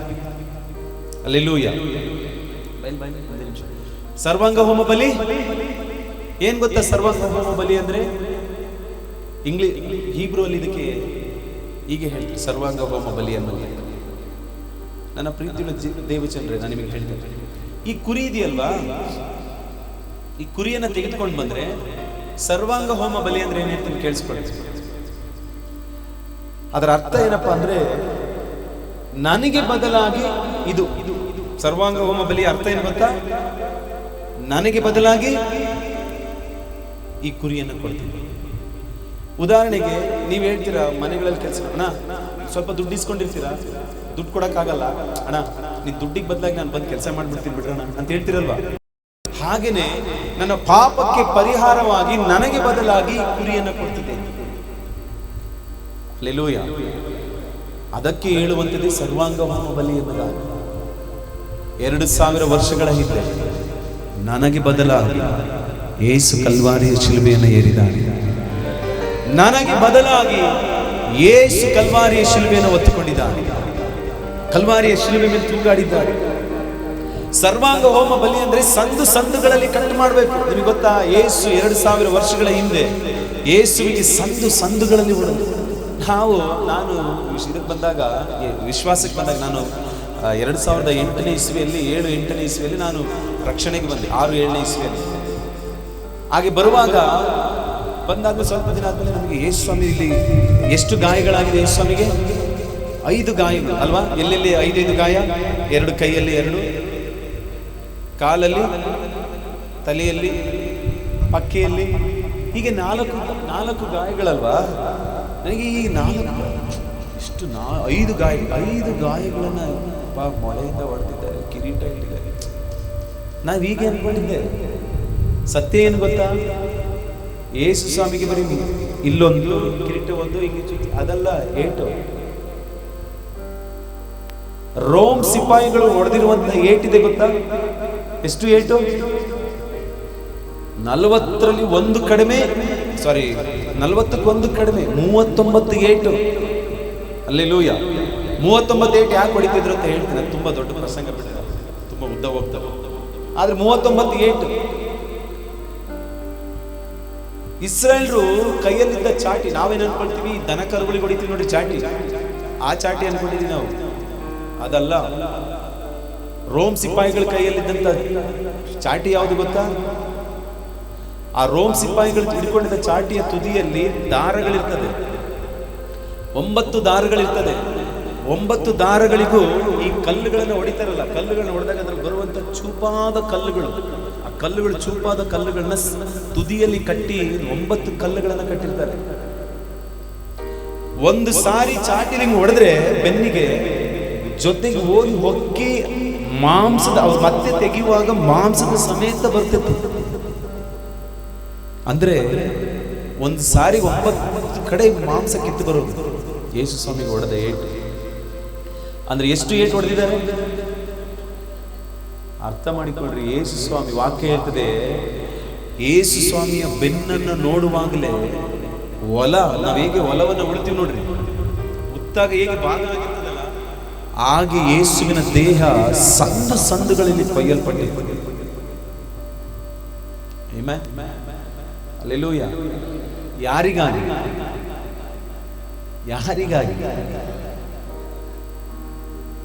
2000 ವರ್ಷಗಳ ಹಿಂದೆ ಶಾರೋನ್ ಅನ್ನುವಂತ ನನ್ನ ಮಗ ಬರ್ತಾನೆ, ಅವನಿಗಾಗಿ. ಹಲ್ಲೆಲೂಯಾ. ಸ್ಟೀವನ್ ಅಂತ ಬರ್ತಾನೆ, ಅವನಿಗಾಗಿ. ಬಾರ್ನಬಸ್ ಅಂತ ಬರ್ತಾನೆ, ಅವನಿಗಾಗಿ. ಆತನ 2000 ವರ್ಷಗಳ ಹಿಂದೆನೆ ನಮ್ಮನ್ನ ನಿಮ್ಮನ್ನ ನೆನಪು ಮಾಡಿಕೊಂಡು ನಮಗೋಸ್ಕರ ಆತನು ಪೆಟ್ಟನ್ನು ತಿಂದಿದ್ದಾನೆ. ಸಂದುಗಳಲ್ಲಿ ಆತನು ಹೊಡೆಯಲ್ಪಟ್ಟಿದ್ದಾರೆ. ಹಲ್ಲೆಲೂಯಾ. ಯಾವ ಮನುಷ್ಯನು ತನ್ನ ಸ್ವಕಾರ್ಯಗಳ ಮೇಲೆ, ತಾನು ಮಾಡುವಂತ ಕ್ರಿಯೆಗಳ ಮೇಲೆ ರಕ್ಷಣೆ ಹೊಂದಲಿಕ್ಕೆ ಸಾಧ್ಯನೇ ಇಲ್ಲ. ದಾನ ಧರ್ಮಗಳನ್ನು ಮಾಡುವುದರಿಂದ ರಕ್ಷಣೆ ಸಿಕ್ಕೋದಿಲ್ಲ. ಕರ್ತನು ಯೇಸು ಒಡೆಯನು ರಕ್ಷಕನೆಂಬುದಾಗಿ ಬಾಯಿಂದ ಅರಿಕೆ ಮಾಡಿ ಹೃದಯದಿಂದ ನಂಬುವುದರ ಮೂಲಕವಾಗಿ ಮಾತ್ರನೇ ರಕ್ಷಣೆ ಸಿಕ್ಕುವಂಥದ್ದು. ಹಲ್ಲೆಲೂಯಾ. ನನಗೆ ನಾನು 100 ಜನಕ್ಕೆ ಅನ್ನ ಕೊಟ್ಟೆ, 100 ಜನಕ್ಕೆ ಬಟ್ಟೆ ಕೊಟ್ಟೆ. ಇದರಿಂದ ಇದು ಸ್ವಂತ ನಡವಳಿಕೆಯಿಂದ ಹಿರಿಯರು ಹೇಳ್ಕೊಟ್ಟಿದ್ದಾರಲ್ಲ, ನಮ್ಮ ಹಿರಿಯರು ಪಿತೃಗಳು ಹೇಳ್ಕೊಟ್ಟಿರುವಂತ ನಡವಳಿಕೆಯಿಂದ ನಮಗೆ ರಕ್ಷಣೆ ಸಿಕ್ಕೋದಿಲ್ಲ. ವಾಕ್ಯ ಹೇಳ್ತಿದೆ, ಯಜ್ಞದ ಕುರಿಯಾದಾತನ ರಕ್ತದಿಂದಲೋ ಎಂಬಂತೆ ನನಗೂ ನಿನಗೂ ಬಿಡುಗಡೆ ರಕ್ಷಣೆ ಸಿಕ್ಕಿದೆ. ಆಮೆನ್. ಈ ಎಲ್ಲಾ ಕಾರ್ಯಗಳನ್ನ ಮಾಡುವುದಕ್ಕಾಗಿ ಥ್ಯಾಂಕ್ ಯು, ಟೈಮ್ ಆಯ್ತು, ಕೇಳಿಸ್ಕೊಳ್ರಿ. ಎಲ್ಲ ಕಾರ್ಯಗಳನ್ನ ಮಾಡುವುದಕ್ಕಾಗಿ ಯೇಸು ಕಲ್ವಾರಿಯ ಶಿಲುಬೆ ಮೇಲೆ ಈ 5 ಕಾರ್ಯಗಳನ್ನ ಮಾಡಿ ಮುಗಿಸಿದ್ದಾರೆ. ಗೊತ್ತಾ ನಿಮಗೆ? ಯಾವುದನ್ನ ಮಾಡಿ ಮುಗಿಸಿದ್ದಾರೆ ಗೊತ್ತಾ? ಸರ್ವಾಂಗ ಹೋಮ ಬಲಿಯನ್ನು ಮಾಡಿದ್ದಾರೆ, ಧಾನ್ಯ ಸಮರ್ಪಣಾ ಬಲಿ ಮಾಡಿದ್ದಾರೆ, ಸಮಾಧಾನ ಬಲಿ ಮಾಡಿದ್ದಾರೆ, ದೋಷ ಪರಿಹಾರಕ ಯಜ್ಞ ಮಾಡಿದ್ದಾರೆ, ಪ್ರಾಯಶ್ಚಿತ್ತ ಯಜ್ಞ, ಕೊನೆಯದಾಗಿ ಪ್ರಾಯಶ್ಚಿತ್ತ ಯಜ್ಞ. ಎಲ್ಲವನ್ನ ಕಲ್ವಾರಿ ಶಿಲುಬೆ ಮೇಲೆ ಯಾರಿಗೋಸ್ಕರ ಮಾಡಿದ್ದಾರೆ ಗೊತ್ತಾ ಅಮ್ಮ? ನನಗಾಗಿ. ಹೇಳ್ರಿ, ನನಗಾಗಿ, ನನ್ನ ಕುಟುಂಬಕ್ಕಾಗಿ, ನನ್ನ ಮಕ್ಕಳಿಗಾಗಿ ಯೇಸು ಕಲ್ವಾರಿಯ ಶಿಲುಬೆ ಮೇಲೆ ಆತನು ತೂಗಾಡಿದ. ಹಲ್ಲೆಲೂಯಾ. ಯಾವ ಮನುಷ್ಯನ ರಕ್ತನೂ ಕೂಡ ಒಬ್ಬ ಮನುಷ್ಯನನ್ನ ಬಿಡಿಸ್ಲಿಕ್ಕೆ ಸಾಧ್ಯ ಇಲ್ಲ. ಯಾವ ಪ್ರಾಣಿಯಿಂದಲೂ, ಯಾವ ಪ್ರಾಣಿಯ ರಕ್ತದಿಂದ, ಯಾವ ಪ್ರಾಣಿಯ ಬಲಿ ಕೊಡೋದ್ರಿಂದಲೂ ಮನುಷ್ಯನ ಪಾಪ ಬಿಡುಗಡೆ. ಅದೊಂದು ನಿದರ್ಶನ ಅಷ್ಟೇ. ನಿತ್ಯ ನಿರಂತರವಾಗಿ ನಿತ್ಯ ಜೀವ ಸಿಕ್ಕಬೇಕು ಅಂದ್ರೆ. ಹಲ್ಲೆಲೂಯಾ. ವಾಕ್ಯ ಹೇಳ್ತಿದೆ, ರೋಮಪುರ 6ನೇ ಅಧ್ಯಾಯದ 23ನೇ ವಚನ ಹಿಂಗೆ ಹೇಳ್ತಿದೆ. ಏನ್ ಹೇಳ್ತಿದೆ? 6:23 ಹೇಳ್ರಿ, ಓದ್ರಿ. ಪಾಪವು ಕೊಡುವ ಸಂಬಳ, ಹೇಳ್ರಿ, ಪಾಪವು ಕೊಡುವ ಸ್ಯಾಲ್ರಿ ಏನು? ಮರಣ. ಆದ್ರೆ ನಮ್ಮ ದೇವರ ಉಚಿತಾರ್ಥವರವು ನಮ್ಮ ಕ್ರಿಸ್ತನಾದ ಯೇಸು ಕ್ರಿಸ್ತನಲ್ಲಿರುವಂತಹ ನಿತ್ಯ ಜೀವ. ಎಷ್ಟು ಜನ ಆಮೇಲೆ ಹೇಳ್ತೀರಾ? ನಮಗೆ ನಿತ್ಯ ಜೀವ ಸಿಕ್ಕಿರೋದು ಎಲ್ಲಿ ಗೊತ್ತೇನ್ರಿ? ಯೇಸು ಕ್ರಿಸ್ತನಲ್ಲಿ ಮಾತ್ರ. ನನಗೆ ಬಿಡುಗಡೆ ಸಿಕ್ಕಿರೋದು ಎಲ್ಲಿ? ಯೇಸುವಿನಲ್ಲಿ ಮಾತ್ರ. ಹಲ್ಲೆಲೂಯಾ. ನನಗೋಸ್ಕರ ನಿಮ್ಮನ್ನ ಕೈ ಎತ್ತಿ ಆರಾಧನೆ ಮಾಡಿ ಅಂತ ಹೇಳಲ್ಲ. ಯೇಸು ನಿಮಗೋಸ್ಕರ ಮಾಡಿದ ಅದ್ಭುತವನ್ನು ನೋಡಿ ಕರಗಳನ್ನೆತ್ತಿಯಪ್ಪ, ನಾನು ಹೋಗ್ಬೇಕಾಗಿತ್ತು ಸ್ವಾಮಿ, ನನಗೋಸ್ಕರ ನೀನು ಶಿಲುಬೆ ಮೇಲೆ ಬಂದಿಯ. ಅದಕ್ಕೋಸ್ಕರ ಆತನಿಗೆ ಕರಗಳನ್ನೆತ್ತಿ ಆರಾಧಿಸಿ. ಅವಾಗ ಹೇಳ್ತೇವೆ ಗೊತ್ತಾ, ಕರಗಳನ್ನ ತಟ್ರಿ ಆರಾಧನೆ. ಏನಕ್ಕೆ ಹೇಳ್ತೀವಿ ಅಂದ್ರೆ, ನಮಗೋಸ್ಕರ ಅಲ್ಲ, ನಾನು ಚೆನ್ನಾಗಿ ಆರಾಧನೆ ಮಾಡಿದೆ ಅಂತ ಎಲ್ಲರೂ ಹೇಳಿ ಅನ್ನೋದಕ್ಕಾಗಿ ಅಲ್ಲ. ನಿಮಗೋಸ್ಕರ ಯೇಸು 2000 ವರ್ಷಗಳಿಂದ ಪ್ರಾಣ ಕೊಟ್ಟಿದ್ದಾನೆ. ಅಮ್ಮ, ಅಣ್ಣ, ಕೈಗಳನ್ನೆತ್ತಿ ಆತನಿಗೆ ಸ್ತೋತ್ರ ಮಾಡು. ಹಲ್ಲೆಲೂಯಾ. ಈ ಎಲ್ಲ 5 ಕಾರ್ಯಗಳನ್ನ ಕಲ್ವಾರಿಯ ಶಿಲುಬೆ ಮೇಲೆ ಯೇಸು ಮಾಡಿ ಮುಗಿಸಿ. ನಿಮಗೆ ಗೊತ್ತಾ ಪ್ರಾಯಶ್ಚಿತ್ತ ಯಜ್ಞ ಅಂದ್ರೆ ಏನ್ ಗೊತ್ತಾ? ಅದೆಲ್ಲ ಬಿಡ್ರಿ, ದೊಡ್ಡವರು ಅದೆಲ್ಲ ಎಕ್ಸ್ಪ್ಲೇನ್ ಮಾಡಕ್ಕಾಗಲ್ಲ. ನಮಗೆ ಅರ್ಧಂಬರ್ಧ ಹೇಳಿದ್ರೆ ನೀವು ಅರ್ಧಂಬರ್ಧನೇ ಯೋಚನೆ ಮಾಡ್ತೀರಿ. ಓಕೆ ಬಿಡ್ರಿ. 5 ಕಾರ್ಯಗಳನ್ನ ಯೇಸು ಸ್ವಾಮಿ ಕಲ್ವಾರಿ ಶಿಲುಬೆ ಮೇಲೆ ಮಾಡಿ ಮುಗಿಸಿದ್ದಾರೆ. ಪ್ರಾಯಶ್ಚಿತ್ತ ಯಜ್ಞ. ಈ 5 ಕಾರ್ಯಗಳನ್ನ ಒನ್ ಬೈ ಮಾಡಬೇಕಾಗಿತ್ತು. ಹೆಂಗ್ ಬೇಕು ಹಂಗೆ ಮಾಡಂಗಿರ್ಲಿಲ್ಲ. ಸರ್ವಾಂಗ ಹೋಮ ಬಲಿ ಆದ್ಮೇಲೆ ಧಾನ್ಯ ಸಮರ್ಪಣಾ ಬಲಿ ಮಾಡೋದು, ಅದಾದ್ಮೇಲೆ ಸಮಾಧಾನ, ಅದಾದ್ಮೇಲೆ ಪ್ರಾಯಶ್ಚಿತ್ತ. ಹಿಂಗೆ ಮಾಡ್ಬೇಕು. ಒಂದು ಕೆಲಸ ಮಾಡಿರಿ, ನಾನು ಪ್ರಾಯಶ್ಚಿತ್ತ ಯಜ್ಞ ಮುಂಚೆನೆ ಮಾಡ್ಬಿಡ್ತೀನಿ, ಆಮೇಲೆ ಸರ್ವಾಂಗ ಹೋಮ ಬಲಿ. ಹಂಗೆಲ್ಲ ಮಾಡಂಗಿಲ್ಲ. ಎಲ್ಲವೂ ನೀಟಾಗಿ 1 by 1 ಆಗ್ಬೇಕು. ಯೇಸು ಕೂಡ 1 by ಕ್ಲಿಯರ್ ಆಗಿ ಮಾಡಿ. ನಾನು 2 ವಿಷಯ ಹೇಳ್ಬಿಡ್ತೀನಿ. ಫಸ್ಟ್ ಸರ್ವಾಂಗ ಹೋಮ, ಆತನು ಸಂದುಗಳಲ್ಲಿ ಹೊಡೆಯಲ್ಪಟ್ಟರು. ಕೊನೆಗೆ ಪ್ರಾಯಶ್ಚಿತ್ತ ಅಂದ್ರೆ ಫಿನಿಶ್ಡ್, ಲಾಸ್ಟ್. ಯೇಸು ಸ್ವಾಮಿ ಕೊನೆದಾಗಿ ಏನು ಹೇಳಿದ್ರು? It is finished. ಮುಗೀತು, ಪ್ರಾಯಶ್ಚಿತ್ತ ಮುಗೀತು. ವಾಕ್ಯ ಯೆಶಾಯನ ಗ್ರಂಥ 53ನೇ ಅಧ್ಯಾಯದಲ್ಲಿ ಹೇಳ್ತಿದೆ, ಅವನು ಪ್ರಾಯಶ್ಚಿತ್ತ ಯಜ್ಞದ ಬಲಿಯನ್ನು ಅರ್ಪಿಸಿದ ಮೇಲೆ ತನ್ನ ಸಂತತಿಯನ್ನು ಅವನು ಕಾಣ್ತಾನೆ ಎಂಬುದಾಗಿ. 2000 ವರ್ಷಗಳಿಂದ ಕಲ್ವಾರಿಯ ಶಿಲುಬೆ ಮೇಲೆ ಯೇಸು ಪ್ರಾಯಶ್ಚಿತ್ತ ಯಜ್ಞವಾಗಿ ಅರ್ಪಿಸಿದ್ರು. ಅವರ ಸಂತತಿಯಾಗಿರುವ ಕರ್ತನ ಯೇಸು ಅಲ್ಲಿಂದಲೇ ತನ್ನ ಸಂತತಿಯನ್ನು ನೋಡ್ಲಿಕ್ಕೆ ಪ್ರಾರಂಭ ಮಾಡಿದ್ರು. ಆ ಸಂತತಿನೇ ಇವತ್ತು ಭಾರತ ದೇಶದಲ್ಲಿ, ಕರ್ನಾಟಕ ರಾಜ್ಯದಲ್ಲಿ, ಶಿವಮೊಗ್ಗ ಜಿಲ್ಲೆಯ ಭದ್ರಾವತಿ ತಾಲೂಕಿನ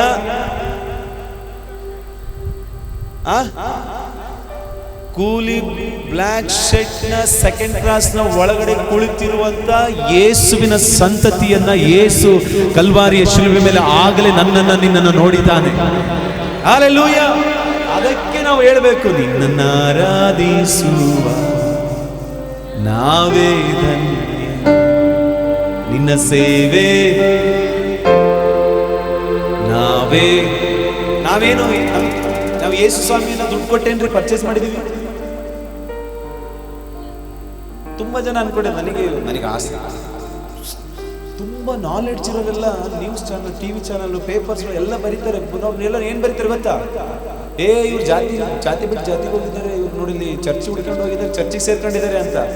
ನನಗೆ ಅರ್ಥನೇ ಆಗಿಲ್ಲ. ಇವ್ರು ಮತಾಂತರ ಆಗಿದ್ದಾರೆ ಅಂತಲ್ವಾ? ನನಗೆ ಅರ್ಥನೇ ಆಗಿಲ್ಲ, ಇಲ್ಲಿವರೆಗೂ ಅರ್ಥ ಆಗಿಲ್ಲ. ಅವ್ರನ್ನೇ ಕೇಳಬೇಕು, ಮತಾಂತರ ಅಂದ್ರೆ ಏನು, ಈ ಚರ್ಚಿಗೆ ಹೋಗಿ ಸೇರ್ಕೊಂಡಿದ್ದಾರೆ ಅಂದ್ರೆ ಏನು ಅಂತ ಅವ್ರನ್ನೇ ಕೇಳಬೇಕು. ನಾವಲ್ರಿ ಹುಡುಕಿ ಹೋಗಿದ್ದು, ವಾಕ್ಯ ಹೇಳ್ತಿದ್ದೆ, ನೀವಲ್ಲ ನನ್ನನ್ನು ಹುಡುಕಿದ್ದು, ನಾನ್ ನಿಮ್ಮನ್ನ ಹುಡುಕಿದ್ರಿಂದ ನೀವು ಇವತ್ತು ಅವತ್ತನ ಸಮ್ಮುಖದಲ್ಲಿ ನಿಂತಿದ್ದೇವೆ. ಹಲ್ಲೆಲೂಯಾ. ಎಷ್ಟೋ ಜನಕ್ಕೆ ಅವ್ರು ತುಂಬಾ ಜ್ಞಾನಿಗಳ ತರ ಮಾತಾಡ್ತಾರೆ, ಎಲ್ಲೆಲ್ಲೋ ತಲೆ ಎಲ್ಲ ನಿಲ್ಲದೇ ಇಲ್ಲ ಅವ್ರಿಗೆ, ಎಲ್ಲ ನಿಂತಿದೆ, ಅವ್ರು ಅರ್ಥನೇ ಆಗ್ತಿಲ್ಲ, ಒಂದ್ ಸ್ವಲ್ಪ ಆಗ್ತಾರೆ. ನನ್ನನ್ನು ಯಾರು ಇಂಟರ್ವ್ಯೂ ಮಾಡಲ್ಲ, ಇಂಟರ್ವ್ಯೂ ಮಾಡಿದ್ರೆ ಸರಿಯಾಗಿ ಹೇಳ್ತಿದ್ದೆ. ಅಲ್ರಿ ನೀವು ಯಾಕ್ರಿ ಮತಾಂತರ ಆಗಿದೆ ಅಂತ ನನಗೆ ಕೇಳಿದ್ರೆ, ಯಾಕ್ರಿ ನೀವೆಲ್ಲ ಮತಾಂತರ ಮಾಡ್ತೀರಿ ಅಂತ ಕೇಳಿದ್ರೆ ನಾನು ಮತಾಂತರನೇ ಆಗಿಲ್ರಿ. ನಾ ಹೇಳ್ತೀನಿ, ಕ್ರಿಶ್ಚಿಯಾನಿಟಿಗೆ ಸೇರ್ಕೊಳ್ಳೇಬೇಡ್ರಿ. ಓಪನ್ ಆಗಿ ಹೇಳ್ತೀನಿ, ಕೇಳಿಸ್ಕೊಳ್ಳಿ. ಕ್ರಿಶ್ಚಿಯಾನಿಟಿ ಈಸ್, ನಮ್ಮ ಪಾಸ್ಟ್ ಹೇಳ್ತಿದ್ರು, ನನ್ನ ನಡೆಸುವ ಸೇವಕರು ಏನ್ ಹೇಳ್ತಿದ್ರು ಗೊತ್ತಾ? ಸಿಸ್ಟರ್ ತಂದಿಲ್ಲ. ಕ್ರಿಶ್ಚಿಯಾನಿಟಿ ಈಸ್ ಎ ಖಾಲಿ ವ್ಯಾನಿಟಿ ಅಂತ ಹೇಳೋರು ಅವರು. ಏನು ಇಲ್ಲ, ಅಜ್ಜಿ ತಂದಿದೆ, ಕೊಡಿಲ್ಲ ಅಜ್ಜಿ, ಬ್ಯಾಗ್ ಕೊಡ್ರಿ ಅಜ್ಜಿ. ವ್ಯಾನಿಟಿ, ಅದರಲ್ಲಿ ಲಿಪ್ಸ್ಟಿಕ್ ಇದೆಯಾ? ಇಲ್ಲ ತಾನೇ, ಕೊಡಿಲಿ. ಪರವಾಗಿಲ್ಲ ಅಜ್ಜಿ, ಏನೇನು ತಂದಿದೆ. ಲಿಪ್ಸ್ಟಿಕ್ ಇಲ್ಲ ಅಂತ ಹೇಳಿ ಲಿಪ್ಸ್ಟಿಕ್ ಎಲ್ಲ ಕಾಣಿಸ್ತಿದ್ದ ಕಣಜ್ಜಿ, ಇಲ್ವಾ? ನಮ್ಮ ಪಾಸ್ಟ್ ಹೇಳೋರು ಕ್ರಿಶ್ಚಿಯಾನಿಟಿ ಇದು ಅಂದ್ರೆ ಖಾಲಿ ವ್ಯಾನಿಟಿ, ಇದ್ರೊಳಗಡೆ ಏನಿಲ್ಲ. ಅಜ್ಜಿ ಆದ್ರೂ ಏನಾರು ಒಂದ್ 2-3 ಇಟ್ಟಿದ್ರು, ಇದ್ರೊಳಗೆ ಏನು ಸಿಕ್ಕಲ್ಲ ನಮಗೆ. ಕ್ರಿಶ್ಚಿಯಾನಿಟಿಲಿ ಏನಾದ್ರು ಸಿಗುತ್ತಾ? ಕ್ರಿಶ್ಚಿಯಾನಿಟಿಯಲ್ಲಿ ಏನಿಲ್ಲ, ಕ್ರಿಸ್ತನಲ್ಲಿ ಎಲ್ಲವೂ ಇದೆ. ಕ್ರಿಶ್ಚಿಯಾನಿಟಿ ನಾ ಹೇಳ್ತೀನಿ, ಕ್ರಿಸ್ತನಲ್ಲಿ ಆಮೇಲೆ ಕೊಡ್ತೇನೆ, ಬೇಜಾರಾಗ್ಬಿಟ್ರೆ, ಅಯ್ಯೋ ಎಷ್ಟು ಬಿಟ್ರೆ ಪಾಸ್ಟ್ ನೋಡ್ರ ಇಸ್ಕೊಳ್ಬೇಕು, ಹಿಂಗೆ ಇಸ್ಕೊಂಡ್ರು ಆಮೇಲೆ ಹಂಗೆಲ್ಲ ಅನ್ಕೊಂಡ್ರಿ. ಅಲೋ, ಕ್ರಿಶ್ಚಿಯಾನಿಟಿಯಲ್ಲಿ ಏನಿಲ್ಲ, ಕ್ರಿಸ್ತನಲ್ಲಿ ಮಾತ್ರನೇ ಇರುವಂಥದ್ದು. ನಿನ್ ಜಾತಿ, ಧರ್ಮ, ಮತ, ಪಂಕ್ತಿ, ಎಲ್ಲ ಕುಲ, ಭಾಷೆ ಎಲ್ಲ ನೀನೇ ಇಟ್ಕೋ, ನನಗೆ ಅದು ಯಾವುದು ಬೇಡ. ನನಗೆ ಯೇಸು ಮಾತ್ರನೇ ಸಾಕು. ಅವ್ರು ಮಾತ್ರ ನನಗೆ ಏನು, ಅವ್ರು ಮಾತ್ರ ನನಗೋಸ್ಕರ ಪ್ರಾಣ ಕೊಟ್ಟರು, ನನಗೋಸ್ಕರ ನನ್ನನ್ನು ಪ್ರೀತಿಸಿರೋನು ಅವರು ಮಾತ್ರ. ನನಗೋಸ್ಕರ ನನ್ನ ಪಾಪಕ್ಕಾಗಿ, ನನ್ನ ಶಾಪಕ್ಕಾಗಿ, ನಿತ್ಯತ್ವಕ್ಕೆ ನಾನು ಹೋಗ್ಬೇಕೆಂಬುದಾಗಿ ಪ್ರಾಣ ಕೊಟ್ಟು ನನ್ನನ್ನು ರಕ್ಷಿಸಿರೋನು ಯೇಸು ಮಾತ್ರ. ಅವರು ಮಾತ್ರನೇ ಸಾಕು. ಜಾತಿ ನೀನೇ. ಯಾರು ಒಳ್ಳೆ ಚೆನ್ನಾಗಿ ಪದ್ಯಗಳನ್ನ ಬರೆದಿರ್ತಾರೆ, ಹಂಗಿಲ್ಲ. ಚರಿತ್ರೆ ಅದು, ಯಾವನು ತಲೆ ಒಳಗಡೆ ಉಂಟಾಗಿದ್ದಲ್ಲ, ಚರಿತ್ರೆ ಅದು. ಯೇಸು ಪ್ರಾಣ ಕೊಟ್ಟಿದ್ದು, ಕಲ್ವಾರಿಯ ಶಿಲ್ಬೆ ಮೇಲೆ ಪ್ರಾಣ ಕೊಟ್ಟಿದ್ದು, ನಾನು ಲೋಕವನ್ನು ಇಷ್ಟು ಪ್ರೀತಿಸ್ತೇನೆ ಅಂತ ಪ್ರಾಣ ಕೊಟ್ಟಿದ್ದು ಮರೆಯಾಗಿ ಅಲ್ಲ, ಆಕಾಶಕ್ಕೂ ಭೂಮಿಗೂ ನಡುವೆ ನಿಂತು ಎಲ್ಲರಿಗೂ ಕಾಣಿಸುವ ಹಾಗೆ ಆತನು ಪ್ರಾಣವನ್ನು ಕೊಟ್ಟಿದ್ದ, ನನಗಾಗಿ, ನಿನಗಾಗಿ. ಹಲ್ಲೆಲೂಯಾ. ಧೈರ್ಯವಾಗಿ ಹೇಳ್ರಿ, ನಾನು ಕ್ರಿಶ್ಚಿಯನ್ ಅಲ್ಲ, ನಾನು ಕ್ರಿಸ್ತನವನು. ಹಲ್ಲೆಲೂಯಾ. ನಾನು ಕ್ರಿಸ್ತನ ಕಡೆ ಅವರನ್ನು ಆರಾಧಿಸುವುದೇ ನನ್ನ ಕರ್ತವ್ಯ, ಅವರನ್ನ ಸೇವಿಸುವುದೇ ನನ್ನ ಆಸೆ, ಬಯಕೆ. ಕಾರಣ ಯಾಕೆ? ಈ ಲೋಕದಲ್ಲಿ ಯಾರು ನನ್ನನ್ನು ಇಷ್ಟಾಗಿ ಪ್ರೀತಿಸ್ತಿಲ್ಲ, ಅವರು ಮಾತ್ರ ನನ್ನನ್ನು ಪ್ರೀತಿಸಿ. ಹಲ್ಲೆಲೂಯಾ.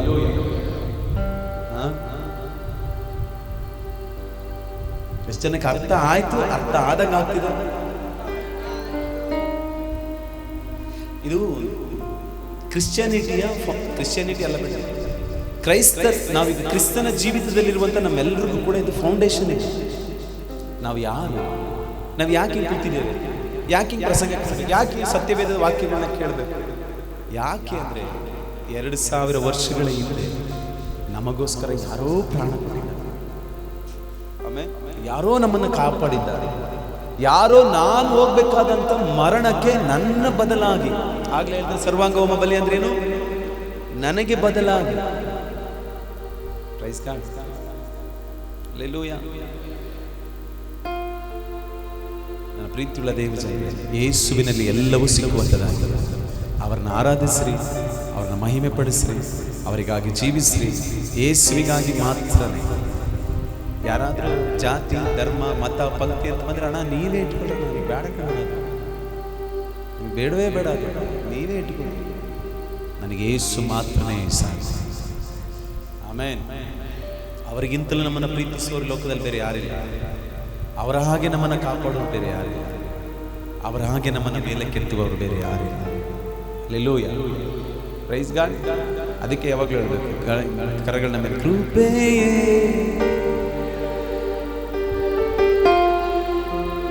ಯೇಸು ಅಪ್ಪ ಶಬ್ದವಾಗಿ, ಇನ್ನೂ ಶಬ್ದವಾಗಿ, ಕೃಪೆ ಕೃಪೆ ಕೃಪೆ ಯೇಸು.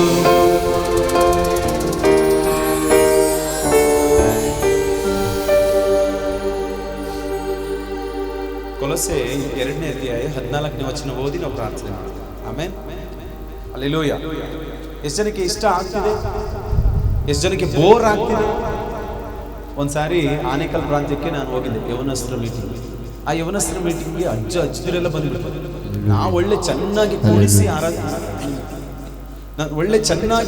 ಆರಾಧನೆ ಮಾಡಿಸ್ದೆ. ಅದಾದ್ಮೇಲೆ ಒಂದು ಅಜ್ಜಿ ಹಿಂದೆಯಿಂದ ಇದೇ ತರದ ವ್ಯಾನಿಟಿ, ಅಜ್ಜಿ ಸೇಮ್ ಇದೇ ತರದ ವ್ಯಾನಿಟಿ ಎತ್ತಿಟ್ಕೊಂಡು ಕುಣಿತಾ ಇರ್ತೀನಿ, ಡ್ಯಾನ್ಸ್ ಮಾಡ್ತಾ ಇರ್ತೀನಿ, ದೇವರ ಸ್ತೋತ್ರ ಅಲ್ಲೇ ಆರಾಧನೆ ಮಾಡ್ತಾ ಇರ್ಬೇಕಾದ್ರೆ ಕುಣಿತಾ ಇರ್ತೀನಿ. ಆ ಅಜ್ಜಿ ನೋಡ್ದಂಗೆಲ್ಲ ಖುಷಿ ಆಗ್ತಿತ್ತು ನನಗೆ. ಯವನಸ್ತ್ರ ಕುಣಿತಿರ್ಬೇಕಾದ್ರೆ ಖುಷಿ ಆಗ್ತಿಲ್ಲ, ಅಜ್ಜಿ ನೋಡ್ಬೇಕಾದ್ರೆ ಖುಷಿ ಆಗ್ತಿತ್ತು. ಎಲ್ಲ ಆಯ್ತು, ಎಲ್ಲ ಪ್ರಸಂಗ ಆಯ್ತು, ಪ್ರೀಚ್ ಮಾಡಿದ್ರು, ಒಳ್ಳೆ ರೀತಿ ದೇವರಾತ್ಮ ನಡೆಸಿದ್ರು, ಅಲ್ಲಿ ಅನೇಕ ಅದ್ಭುತ ಕಾರ್ಯಗಳನ್ನು ನಡೆಸಿದ್ರು ದೇವರು. ಅದಾದ್ಮೇಲೆ ನಾನು ಕೆಳಗಿಳಿದು ಬಂದು ಮುಗಿದಾದ್ಮೇಲೆ ಪ್ರಾರ್ಥನೆ ಮಾಡ್ತಿದ್ದೆ. ಎಲ್ರಿಗೂ ಪ್ರಾರ್ಥನೆ ಮಾಡ್ತಿರ್ಬೇಕಾದ್ರೆ ಪ್ರಾರ್ಥನೆ ಮಾಡುವಂಥ ಸಂದರ್ಭದಲ್ಲಿ ಯಾರಿಗೊಬ್ಬರಿಗೆ ಕಾಲ್ ಬಂತು. ಅಲ್ಲಿ ಕಾಲ್ ಮಾಡಿ ಹಿಂಗೆ ಹಿಡ್ಕೊಂಡು ಮಾತಾಡಿದ್ರು. ನಾನು ಇವ್ರಿಗೆ ಇಲ್ಲಿ ಒಬ್ರಿಗೆ ಪ್ರೇಯರ್ ಮಾಡ್ತಿದ್ದೆ. ಅವ್ನು ಸ್ವಲ್ಪ ಜೋರಾಗಿ ಮಾತಾಡಿದ್ರೆ ಕೇಳಿಸ್ತೈತೆ ನನಗೆ, ದೇವರೇ ಇವರ ನಾಶ. ನಾವು ಅಲ್ಲಿ ಯಾರೋ ಆ ಕಡೆಯಿಂದ ಕೇಳಿರ್ಬೇಕು, ನೀನು ಇವತ್ತು ಬರಬೇಕಿತ್ತು ಮರಯ್ಯ ಅಂದರು. ಎಷ್ಟು ಚೆನ್ನಾಗಿತ್ತು, ಪ್ರಕಾಶ್ ಫಸ್ಟ್ ಚೆನ್ನಾಗಿ ಆರಾಧನೆ ನಡೆಸಿದ್ರು. ವಾಕ್ಯ ನೀವು ಬರಬೇಕಿತ್ತು, ಸೂಪರ್ ಆಗಿತ್ತಪ್ಪ, ನೀನು ಮಿಸ್ ಮಾಡ್ಕೊಂಡೆ, ಹಾಗೆ ಆ ಕಡೆಯಿಂದ ಕೇಳ್ತಿರ್ಬೋದು. ಅವನು ಕೇಳ್ತಿದ್ದ ಅನ್ಸುತ್ತೆ, ಏನು ಪ್ರಸಂಗ ಮಾಡಿದ್ರು ಅಂತ ಕೇಳಿರ್ಬೋದು. ಇವನು ಸೂಪರ್ ಆಗಿತ್ತು, ಚೆನ್ನಾಗಿತ್ತು, ನೀನು ಬರಬೇಕಾಗಿತ್ತು ಹಂಗೆ. ಅವನ ಆ ಕಡೆಯಿಂದ ಕೇಳ್ತಾ ಇರ್ಬೋದು, ಏನು ಪ್ರಸಂಗ ಮಾಡು ಹೇಗಿತ್ತು, ಚೆನ್ನಾಗಿತ್ತು, ಬರ್ಬೇಕಿತ್ತು, ನೀವು ಚಕ್ಕದ ಇದಾಗಿ ಹಂಗೆ ಯಾರು ಹೇಳ್ಬಾರ್ದು. ನೀವು ಮನೆಗೆ ಹೋಗಿ ಅದಕ್ಕೆ ಕೇಳ್ತಿದ್ದೀನಿ, ಒತ್ತಿ ಹಲೋ ಸೂಪರ್ ಆಗಿತ್ತು ಪಾಸ್ಟರ್, ಸ್ಟೀವನ್ ಬ್ರದರ್ಸ್ ಸಕ್ಕತ್ತಾಗಿತ್ತು, ಅರ್ಥ ಆಗ್ಲಿಲ್ಲ ಅಷ್ಟೇ ಅನ್ಬಾರ್ದು ನೀವು. ಇದು ಫೌಂಡೇಶನ್, ಕ್ರಿಸ್ತಿಯ ಜೀವಿತದ ಫೌಂಡೇಶನ್ ಇದೆ. ನನ್ನ ದೇವ್ರು ನನಗೋಸ್ಕರ ಏನು ಮಾಡಿದ್ರು ಎಂಬುದಾಗಿ. ಹಲ್ಲೆಲೂಯಾ. ಹೋದ್ರಿ ವಾಕ್ಯವನ್ನು, ಕೊಲೊಸೆ 2ನೇ ಅಧ್ಯಾಯದ 14ನೇ ವಚನ. ಆತನು ನಮ್ಮ ಪಾಪ ಅಪರಾಧಗಳನ್ನೆಲ್ಲ ಕ್ಷಮಿಸಿ ನಮ್ಮ ಮೇಲೆ ದೋಷಾರೋಪಣೆ ಮಾಡಿದಂತ. ವಾಕ್ಯ ಏನ್ ಹೇಳ್ತಿದೆ? ನಮ್ಮ ಅಪರಾಧಗಳನ್ನೆಲ್ಲ. ಅಪರಾಧ ಅಂತ ಹೇಳ್ತಿದೆ ಅಲ್ವಾ? ಪೊಲೀಸ್ ಡಿಪಾರ್ಟ್ಮೆಂಟ್ ಲಾ ಗೊತ್ತಿರೋರಿಗೆ ಸ್ವಲ್ಪ ಗೊತ್ತಿರ್ತದೆ. ಅಪರಾಧಿ ಅಂತ ಆಲ್ರೆಡಿ ದೇವ್ರ ವಾಕ್ಯ ನಮ್ಮ ಬಗ್ಗೆ ಹೇಳ್ತಾ ಇದೆ ಅಲ್ವಾ? ಕೋರ್ಟ್ನಲ್ಲಿ ಕೆಲವು ವ್ಯಕ್ತಿಗಳನ್ನ ತಗೊಂಡ್ಬಂದು ನಿಲ್ಲಿಸ್ತಾರೆ ಅಲ್ವಾ? ನಿಲ್ಲಿಸುವಾಗ ಹೀಗೆ ಹೇಳ್ತಾರೆ, ಆರೋಪಿ ಒಬ್ಬ ಇರ್ತಾನೆ, ಅಪರಾಧಿ ಒಬ್ಬ ಇರ್ತಾನೆ. ಇವರಿಬ್ಬರಿಗೂ ಡಿಫ್ರೆನ್ಸ್ ಇದೆ ಗೊತ್ತಲ್ವಾ? ಆರೋಪಿ ಬೇರೆ, ಅಪರಾಧಿ. ಆರೋಪಿ ಅಂದ್ರೆ ಏನು? ಸಸ್ಪೆಕ್ಟೆಡ್, ಮೇ ಬಿ ಇವನು ಇರ್ಬೋದಾ ಅಂತ. ಇವನು ಮರ್ಡರ್ ಮಾಡಿದ್ರೆ, ಒಂದ್ ವೇಳೆ ಇವ್ನು ತಪ್ಪು ಮಾಡಿದ್ರೆ ಇವನೇ ತಪ್ಪು ಮಾಡಿರೋದಾ ಅಥವಾ ಗೊತ್ತಿಲ್ಲ, ಕನ್ಫ್ಯೂಷನ್ ಇವರಿದ್ದಾರೆ. ಇವನು ಇರ್ಬೋದು, ಇಲ್ದೇನೆ ಅವನಿಗೇನಂತ ಹೇಳ್ತಾರೆ? ಆರೋಪಿ. ಆದ್ರೆ ಆಲ್ರೆಡಿ ಅವನೇ ಮಾಡಿರೋದು ಅಂತ ಹೇಳಿ ಜಡ್ಜ್ ಸೀಲ್ ಹೊಡೆದ್ರೆ ಏನು ಅವನಿಗೆ ಹೆಸರು ಕರೀತಾರೆ? ಅಂದ್ರೆ ಅರ್ಥ, ದೇವರ ವಾಕ್ಯದ ಪ್ರಕಾರ, ದೇವರ ರಾಜ್ಯದ ಪ್ರಕಾರ ನಾವೆಲ್ಲರೂ ಕೂಡ ಏನಾಗಿದ್ದೇವೆ? ವಾಕ್ಯ ಹೇಳ್ತೇವೆ, ನಮ್ಮ ಅಪರಾಧಿಯಾದಂತ ಅಪರಾಧವನ್ನ ಏನ್ ಮಾಡಿದಾರಂತೆ? ಕ್ಷಮಿಸಿ. ಕಮಾನ್, ಎಲ್ಲ ಗಟ್ಟಿಯಾಗಿದ್ರೆ ಏನ್ ಮಾಡಿದಾರಂತೆ? ಕ್ಷಮೆ ಅನ್ನುವಂಥದ್ದು ಸಿಂಪಲ್ ಅಲ್ರಿ. ಏನು ಕ್ಷಮೆ ಅನ್ನುವಂಥದ್ದು ಸಿಂಪಲ್ ಅಲ್ಲ. ಅದು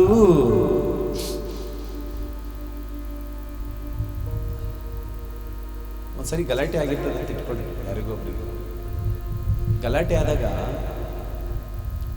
ಎಲ್ಲರೂ ಯಾರೋ ಮಧ್ಯದಲ್ಲಿ ಬಂದ್ಬಿಟ್ಟು ಸರಿ ಮಾಡ್ತಿರ್ತಾರೆ. ಆಯ್ತು ಬಿಡೋಣ, ಕ್ಷಮಿಸ್ತೀನಿ ಬಿಡೋಣ ಅಂತ ಹೇಳ್ಬಿಟ್ಟು ಏನ್ ಮಾಡ್ತಾರೆ? ಬಿಟ್ಬಿಟ್ಟು ಚರ್ಚಿಗೆ ಬಂದ್ಬಿಡ್ತಾರೆ. ಎಷ್ಟೋ ಮುಂದೆ 10 ವರ್ಷ ಆದ್ಮೇಲೆ ರಕ್ಷಣೆ ಬಂದ್ಬಿಟ್ರು ಚರ್ಚಿಗೆ ಬಂದು ಒಳ್ಳೆ ಆರಾಧನೆ ಮಾಡ್ತಾರೆ. 10 years ಆಯ್ತು. ಆದ್ಮೇಲೆ ಪಾಸ್ಟ್ರಿಗೊಂದು ಇದು ಏನು ಪ್ರಾರ್ಥನೆ ರಿಕ್ವೆಸ್ಟ್. ಪಾಸ್ಟ್ರೇ, ಏನಮ್ಮ ಏನು ಸಮಸ್ಯೆ? ನನಗೆ ಒಂದು ವಿಷಯಕ್ಕಾಗಿ ಪ್ರಾರ್ಥನೆ ಮಾಡಿ. ಏನು ವಿಷಯ? ಅದು 2010 ಪಾಸ್ಟರ್. ನನಗೆ ಈಗಲೂ ಚೆನ್ನಾಗಿ ಗೊತ್ತು. 2010ನೇ ಇಸ್ವಿ, ಅದು 6 ಗಂಟೆ ಸಮಯ, ಈಗಲೂ ನೆನಪಿದೆ ಫಸ್ಟ್ ನೋಡಿ. ಅದು ಇದೇ ಸ್ಥಳ ಎಲ್ಲ ನೆನಪೈತೆ ಫಸ್ಟ್. ಅವಾಗ ಅವಳು ಏನಂದಿದ್ದು ಗೊತ್ತಾ ನನಗೆ? ಅವ್ರು ಆಲ್ರೆಡಿ ಅಲ್ಲೇ ಸಾರಿ ಕೇಳಿರ್ತಾರೆ ಅವರು, ಇವರು ಕೂಡ ಕ್ಷಮಿಸಿರ್ತಾರೆ. ಆದ್ರೂ ಏನ್ ಹೇಳೋದು? 2010ನೇ ಇಸ್ವಿ, ಇಂಥ ತಿಂಗಳು, ಇಂಥ ಮಾಸ, ಇಂಥ ದಿನ, ಇಂಥ ಪ್ಲೇಸ್, ಇಂಥ ವ್ಯಕ್ತಿಗಳ ಮುಂದೆನೆ ನಿಂಗೆಲ್ಲ ಮಾತಾಡಿದ್ರು. ಅದೊಂದು ಇದು ಮಾಡ್ಬೇಕು ಫಸ್ಟ್.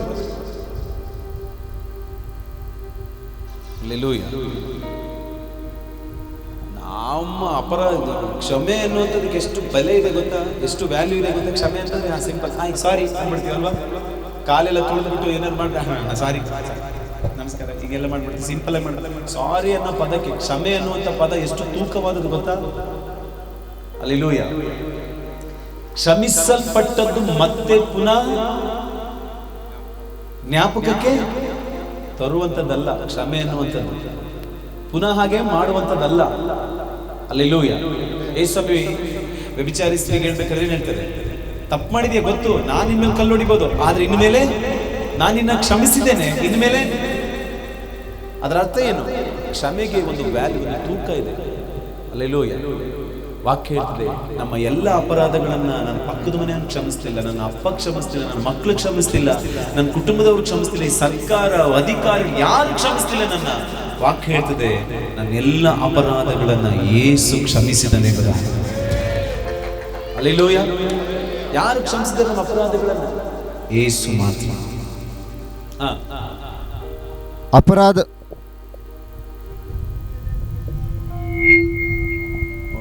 ಅಪರಾಧಗಳನ್ನೆಲ್ಲ ಕ್ಷಮಿಸಿ ನಮ್ಮ ಮೇಲೆ ದೋಷಾರೋಪಣೆ ಮಾಡಿದಂತ, ಕೇಳಿಸ್ಕೊಡ್ರಿ, ದೋಷಾರೋಪಣೆ ಮಾಡಿದಂತ ಸೈತಾನ್ ಕೈಲಿ ಒಂದು ಲಿಸ್ಟ್ ಇತ್ತು. ದೋಷಾರೋಪಣೆ ಲಿಸ್ಟ್. ಏನ್ ಲಿಸ್ಟ್? ನಾವು ರೇಷನ್ ಲಿಸ್ಟ್ ಇರ್ತೀವಲ್ಲ, ಹಂಗೆ ಅವನು ಒಂದು ಲಿಸ್ಟ್ ಇಟ್ಕೊಂಡಿದ್ದ ನಮ್ಮ ಬಗ್ಗೆ. ಅದ್ ಹೆಂಗೆ? ಇವರು ಅಜ್ಜಿ, ನಿಮ್ಮ ಹೆಸರೇನು? ಆಂಟಿ ಅಜ್ಜಿ ಅಂದ್ರೆ ನಮಗೆ ಬೈದ್ಬಿಡ್ತೀರ. ಏನು? ಸುಶೀಲಮ್ಮ. ಹಲ್ಲೆಲೂಯಾ. ಸುಶೀಲಮ್ಮ ಅದೆಂಗೆ? ಸುಶೀಲಮ್ಮ ಪರಲೋಕಕ್ಕೆ ಹೋಯ್ತು, ನಾನು ನೋಡ್ಬಿಡ್ತೀನಿ ಅಂತ ಸೈತಾನ್ ಏನ್ ಮಾಡ್ಬಿಟ್ಟ? ಒಂದು ಲಿಸ್ಟ್ ಇಟ್ಕೊಂಡ್ ಬಂದ್ಬಿಟ್ಟ ದೇವ್ರ ಮುಂದೆ. ಅದೆಂಗ್ ಸುಶೀಲಮ್ಮನ ಕರ್ಕೊಯ್ತೀವಿ ಸ್ವಾಮಿ? ಆ ಸುಶೀಲಮ್ಮನ ತಗೊಂಡ್ಬರೋದು ಬೇಡ, ನಾನೇ. ನಿಮ್ಮ ಹೆಸರೇನು? ಅಗಸ್ಟಿನ್. ಸರಿಯಾಗಿ ಅಗಸ್ಟಿನ್. ಅದ್ ಹೆಂಗ್ ಅಗಸ್ಟಿನ ಕರ್ಕೊಯ್ತೀಯ ಸ್ವಾಮಿ? ಇಲ್ಲಿ ನೋಡು, ಅವ್ರು ಏನೇನು ಮಾಡಿದ್ರೆ ಅಂತ ದೋಷಾರೋಪಣೆ ಪಟ್ಟಿನೇ ಇಟ್ಕೊಂಡ್ಬಿಟ್ಟಿದ್ದ. ಲಾಯರ್ ಇಟ್ಕೊಂಡಿರ್ತಾರೆ ಗೊತ್ತಾ? Defence lawyer. ಇವನೇನು ಅವ್ರದ್ದು ಪುಟ, ಇಷ್ಟು ಪುಟಗಳು ತಪ್ಪು ಮಾಡಿದಾನೆ ಅಂತ ಲಿಸ್ಟ್ ಇಟ್ಕೊಂಡಿರ್ತಾರೆ ಗೊತ್ತಿಲ್ವಾ? ಹಂಗೆ ಸೈತಾನ್ ನಮ್ದೊಂದು ಲಿಸ್ಟ್ ಇಟ್ಕೊಂಡಿದ್ದಾನೆ ಅಂತ ದೇವ್ರ ವಾಕ್ಯ ಹೇಳ್ತದೆ. ಏನ್ ಮಾಡಿದಾನೆ? ದೋಷಾರೋಪಣೆ ಪಟ್ಟಿ ಒಂದು ಪತ್ರನೇ ಇದೆ ನಮ್ಮ ಬಗ್ಗೆ. ಅಗಸ್ಟಿನ್ ಏನ್ ಮಾಡಿದಾನೆ? ಅಗಸ್ಟಿನ್ ಬೇಡ ಬಿಡ್ರಿ, ಆಮೇಲೆ ನೋಡ್ದ ಭಾಷೆ ಸರಿಯಾಗಿ ಹೇಳಿದ್ರು ನಿಂಗೆ ಅಂತೀರ. ಆಮೇಲೆ ನಾಳೆ ಪ್ರಕಾಶ್ ಎಲ್ಮಡಿನೇ ತಗೊಂಡ್ಬಿಡ್ತಿದ್ದಾಳೆ. ಪ್ರಕಾಶ್ ಎಲ್ಮಡಿ ಏನ್ ಮಾಡಿದ್ದಾರೆ? ದೋಷಾರೋಪಣೆ ಪಟ್ಟಿ. ಅದ್ ಹೆಂಗ್ ಕರ್ಕೊಯ್ತೀವ ಸ್ವಾಮಿ? ಪ್ರಕಾಶ್ ಎಲ್ಮಡಿ ಏನ್ ಮಾಡಿದಾನೆ ಗೊತ್ತಾ? ದೋಷಾರೋಪಣೆ ಪಟ್ಟಿನೇ ಇಟ್ಕೊಂಡ್ಬಿಟ್ಟಾನೆ. ಆ ಪಟ್ಟಿ ಯಾವ್ದು ಗೊತ್ತಾ? ಗಲಾತ್ಯ 5:19 ವಚನ ಇದೆಯಲ್ಲ, ಏನು? ಶರೀರ ಭಾವದ ಕರ್ಮಗಳು ಪ್ರಸಿದ್ಧವಾಗಿದೆ. ಯಾವುದು? ಜಾರತ್ವ, ಬಂಡತನ, ನಾಚಿಕೆಗೇಡಿತನ, ವಿಗ್ರಹಾರಾಧನೆ, ಮಾಟ, ಅಗೆತನ, ಕಕ್ಷಭೇದ, ಭಿನ್ನಮತ, ಮತ್ಸರ, ಕುಡಿಕತನ, ದುಂದೌತ್ರಣ, ಇವೆಲ್ಲ ಇದಾವಲ್ಲ, ಎಲ್ಲ ಲಿಸ್ಟ್ ಮಾಡಿ ಇಟ್ಕೊಂಡ್ಬಿಟ್ಟವನು. ನೋಡಿ ಏನೇನೆಲ್ಲ ಮಾಡಿದೆ ಪ್ರಕಾಶ್ ಎಲ್ಮಡಿ ಅಂತ. ಅದ ಹೆಂಗೆ ಪರಲೋಕ ಸೇರಿಸ್ಕೊಂತೀವಿ ಅಂತ ವಾಕ್ಯ ಹೇಳ್ತದೆ. ದೋಷಾರೋಪಣೆ ಪಟ್ಟಿ ಇಟ್ಕೊಂಡ್ಬಿಟ್ಟವನೆ. ಏನ್ರಪ್ಪ ಮಾಡ್ತೀರಾ? ಪ್ರಕಾಶ್ ಎಲ್ಮಡಿ ಪರಲೋಕಕ್ಕೆ ಹೋಗ್ಬೇಕಾ ಬೇಡ? ನೀವು ಎಲ್ಲ ಹೆಂಗಿದ್ದೀರಿ ಅಂದ್ರೆ, ಬಹಳ ಜಾಣರಿದ್ದೀರ ನೀವು. ಭದ್ರಾವತಿಯವರು ಇದ್ದೀರಲ್ಲ, ಭದ್ರಾ ಡ್ಯಾಮ್ ನೀರು ಕುಡಿದು ಕೇಳ್ರಿ. ಹಲ್ಲೆಲೂಯಾ. ಪ್ರಕಾಶ್ ಎಲ್ಮಡಿ ಪಾಸ್ಟರ್ ಎಲ್ಲಿಗೆ ಹೋಗ್ಬೇಕು? ಆದ್ರೆ ಒಂದು ಸಮಸ್ಯೆ ಇದೆ. ಏನ್ ಸಮಸ್ಯೆ? ದೋಷಾರೋಪಣೆ ಪಟ್ಟ. ಇದನ್ನ ದೇವರು ನ್ಯಾಯಾಧಿಪತಿ. ಆತನು ನ್ಯಾಯವನ್ನು ಬಿಟ್ಟು ಏನು ಮಾಡೋದಿಲ್ಲ. ಸರಿಯಾಗಿ ಅರ್ಥ ಮಾಡ್ಕೊಂಡು, ನ್ಯಾಯವನ್ನು ಬಿಟ್ಟು ಬೇರೇನು ಮಾಡಲ್ಲ. ಆತನು ಇದಕ್ಕೆ ದಂಡನೆಯನ್ನು ಕೊಡಲೇಬೇಕು. ವೈರಿ ನಿಂತಿದ್ದಾನೆ, ಲಾಯರ್ ನಿಂತಿದ್ದಾನೆ, ಅವನು ವಾದ ಮಾಡ್ತಿದ್ದಾನೆ. ಜಡ್ಜ್ ದೇವರು, ನಾನು ನಿನ್ನ ಅಪರಾಧಿ ಸ್ಥಾನದಲ್ಲಿ ನಿಂತಿದ್ದೇವೆ, ನೀವು ನೋಡಿ ಎಂತೆಂತೆಲ್ಲ ಮಾಡಿದ್ದಾನೆ ಅಂತ. ವಾಕ್ಯ ದೋಷಾರೋಪಣೆ ಮಾಡಿದಂತ ಜ್ಞಾನರೂಪವಾಗಿದ್ದಂಥ ಪತ್ರವನ್ನು, ಅದು ಜ್ಞಾನರೂಪ ಅಲ್ಲ, ಆಜ್ಞಾರೂಪವಾಗಿದ್ದಂಥ ಪತ್ರವನ್ನು ಪತ್ರವನ್ನು ಕೆಡಿಸಿ ಯಾರು? ಯೇಸು ನಾನು ನೀನು ಅಪರಾಧಿಯಾದ ಸ್ಥಳವನ್ನ ತೆಗೆದು ಆತನ ಅಪರಾಧಿಯಾಗಿ ಅದೇ ಅಪರಾಧ ಪತ್ರವನ್ನ ಆತನು ತೆಗೆದುಕೊಂಡು ಕಲ್ವಾರಿಯ ಶಿಲುಬೆಯ ಮೇಲೆ ಹೋಗಿ ಹೀಗೆ ಹೇಳ್ತಿದ್ದೇನೆ, ಈ ಎಲ್ಲ ಅಪರಾಧ ಪತ್ರಗಳನ್ನ ಕಲ್ವಾರಿಯ ಶಿಲುಬೆ ಮೇಲೆ ಯೇಸು ಜಡಿದು ಇಲ್ಲದಂತಾಗ ಮಾಡಿದ್ದಾನೆ ಎಂಬುದಾಗಿ. ಹಲ್ಲೆಲೂಯಾ. ಅದ್ರ ಹೆಂಗೆ ಹೇಳ್ತಾರೆ ಗೊತ್ತಾ? ಅದನ್ನ ಜಯಿಸಿದ್ದೇನೆ ಎಂಬುದಾಗಿ ಜಯೋತ್ಸವದೊಟ್ಟಿಗೆ. ಕಮಾನ್ ಮಕ್ಕಳೇ, ನೀವು ಇನ್ಮೇಲೆ ಭಯ ಪಡ್ಬೇಡ್ರಿ, ಸೈತಾನಿಗೆ ಭಯ ಪಡ್ಬೇಡ್ರಿ, ಯಾವ ಏನು ದೋಷಾರೋಪಣೆ ಪಟ್ಟಿಗೆ ನೀವು ಭಯ ಪಡ್ಬೇಡ್ರಿ. ಹಲ್ಲೆಲೂಯಾ. ನೀನ್ ಏನ್ ಪಾಪ ಮಾಡಿದೆ ಅದಕ್ಕೆಲ್ಲದಕ್ಕೂ ನಾನು ಪರಿಹಾರವನ್ನು, ನನ್ನ ರಕ್ತವನ್ನು ಕೊಡುವುದರ ಮೂಲಕವಾಗಿ ಎಲ್ಲದಕ್ಕೂ ನಾನು ಕ್ರಯವನ್ನು ಕೊಟ್ಟಾಗಿದೆ. ಭಯ ಪಡಬೇಡ್ರಿ, ಕಲ್ವಾರಿಯ ಶಿಲುಬೆ ಮೇಲೆ ಎಲ್ಲವನ್ನು ನಾನು ಜಯಿಸಿದ್ದೇನೆ. ಹಲ್ಲೆಲೂಯಾ. ನಾನು ಅಪರಾಧಿಯಾದಂತ ನನ್ನ ಪಾಪದ ಎಲ್ಲ ವಸ್ತ್ರವನ್ನ ಆತನು ತೆಗೆದುಕೊಂಡು ತನ್ನ ಮೇಲಿಂದ ನೀತಿಯ ನಿಲುವಂಗಿಯನ್ನು ನಮ್ಮ ಮೇಲೆ ಹಾಕಿ ಆತನು ಕಲ್ವಾರಿಯ ಶಿಲುಬೆ ಮೇಲೆ ಆತನು ಹೋಗಿ ಎಲ್ಲ ಪಾಪ ಅಪರಾಧ ದೋಷ ಫಲಗಳು ಎಲ್ಲವನ್ನ ಹೊತ್ತುಕೊಂಡು, ನಾನು ಮಾಡಿದ ಎಲ್ಲ ತಪ್ಪುಗಳನ್ನು ಹೊತ್ತುಕೊಂಡು ಶಿಲುಬೆಗೆ ಚಡಿದು ಎಲ್ಲವನ್ನ ಇಲ್ಲದಂತಾಗ ಮಾಡಿದ. ಕರಗಳನ್ನೆತ್ತಿ ಕೃಪೆ, ಅದಕ್ಕೆ ಹೇಳ್ಬೇಕು ಹಾಡನ್ನ. ಯೇಸು ಅಪ್ಪ ಶಬ್ದವಾಗಿ ಹೇಳೋಣ, ಕೃಪೆ ಕೃಪೆ. ಎಲ್ಲರೂ ಎದ್ದು ನಿಂತುಕೊಳ್ಳೋಣ. ಯೇಸು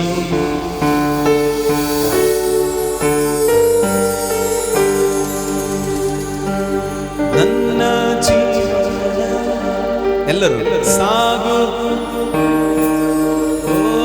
ನನ್ನ ಬಾಳ. ಹೇಳ್ರಿ, ಯೇಸು ನಮಗೋಸ್ಕರ ಕಲ್ವಾರಿ ಶಿಲುಬೆ ಮಾಡಿದ. ನಾನು ಮಣ್ಣಲ್ಲಿರ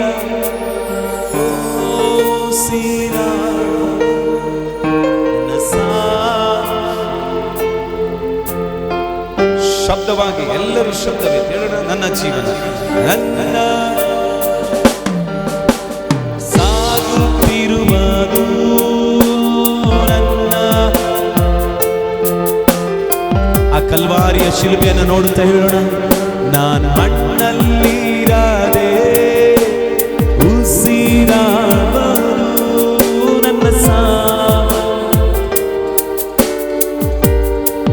ಎಲ್ಲ ಹೇಳಿ, ಗಣನೆಗೆ ಬಾರದ ನಮ್ಮ ಗಣನೆಗೆ ಬಾರದ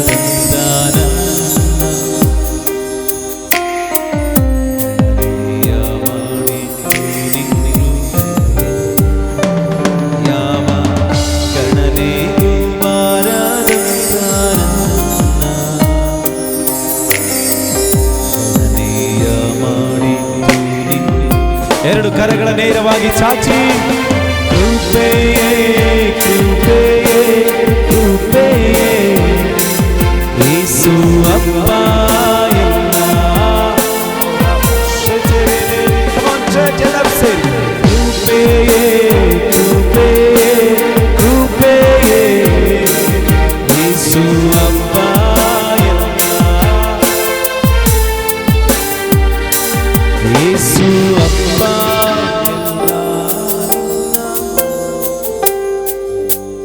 ಯೇಸು ಅಪ್ಪ ನಿನ್ನ ಕೃಪೆ. ಗಟ್ಟಿಯಾಗಿ ಕರಗಳನ್ನು ತಟ್ಟಿ ದೇವರಿಗೆ ಸ್ತೋತ್ರ ಮಾಡೋಣ. ಕರ್ತನೇ, ನಿನ್ನ ಮಕ್ಕಳಿಗಾಗಿ ಸ್ತೋತ್ರದಲ್ಲಿ ನಿಂತಿರುವಂತ ಎಲ್ಲ ಮಕ್ಕಳನ್ನ ಮನಸಾರೆ ನಾನು ಆಶೀರ್ವದಿಸಿದ್ದೇನೆ ಸ್ವಾಮಿ. ಕರ್ತನೇ, ಯೇಸುವಿನ ನಾಮದಲ್ಲಿ ಇವರಿಗೆ ಬಲ, ಆರೋಗ್ಯ, ಸಾಮರ್ಥ್ಯ, ಕರ್ತನಿನ ಶಕ್ತಿ, ಹಾಲೆಲೂಯಾ, ಇವರಿಗೆ ಬೇಕಾದ ಸಮೃದ್ಧಿ ವಾಗ್ದಾನಗಳು ಯೇಸುವಿನ ನಾಮದಲ್ಲಿ ಇವರ ಜೀವಿತದಲ್ಲಿ ನೆರವೇರಲಿ. ಕರ್ತನೇ, ಇವರು ಇಲ್ಲಿಯವರೆಗೆ ಅನುಭವಿಸಿದ ಕಾರ್ಯಗಳನ್ನ, ಇಲ್ಲಿಯವರೆಗೆ ಅನುಭವಿಸಿದ ವಾಗ್ದಾನಗಳನ್ನ, ಇಲ್ಲಿಯವರೆಗೆ ಯಾವುದನ್ನೆಲ್ಲ ಕಳೆದುಕೊಂಡಿದ್ದಾರೋ ಪುನಃ ಇವರು ತಿರುಗಿ ಅನುಭವಿಸಲಿ ಎಂಬುದಾಗಿ ನಾವು ಪ್ರಾರ್ಥಿಸ್ತೇನೆ.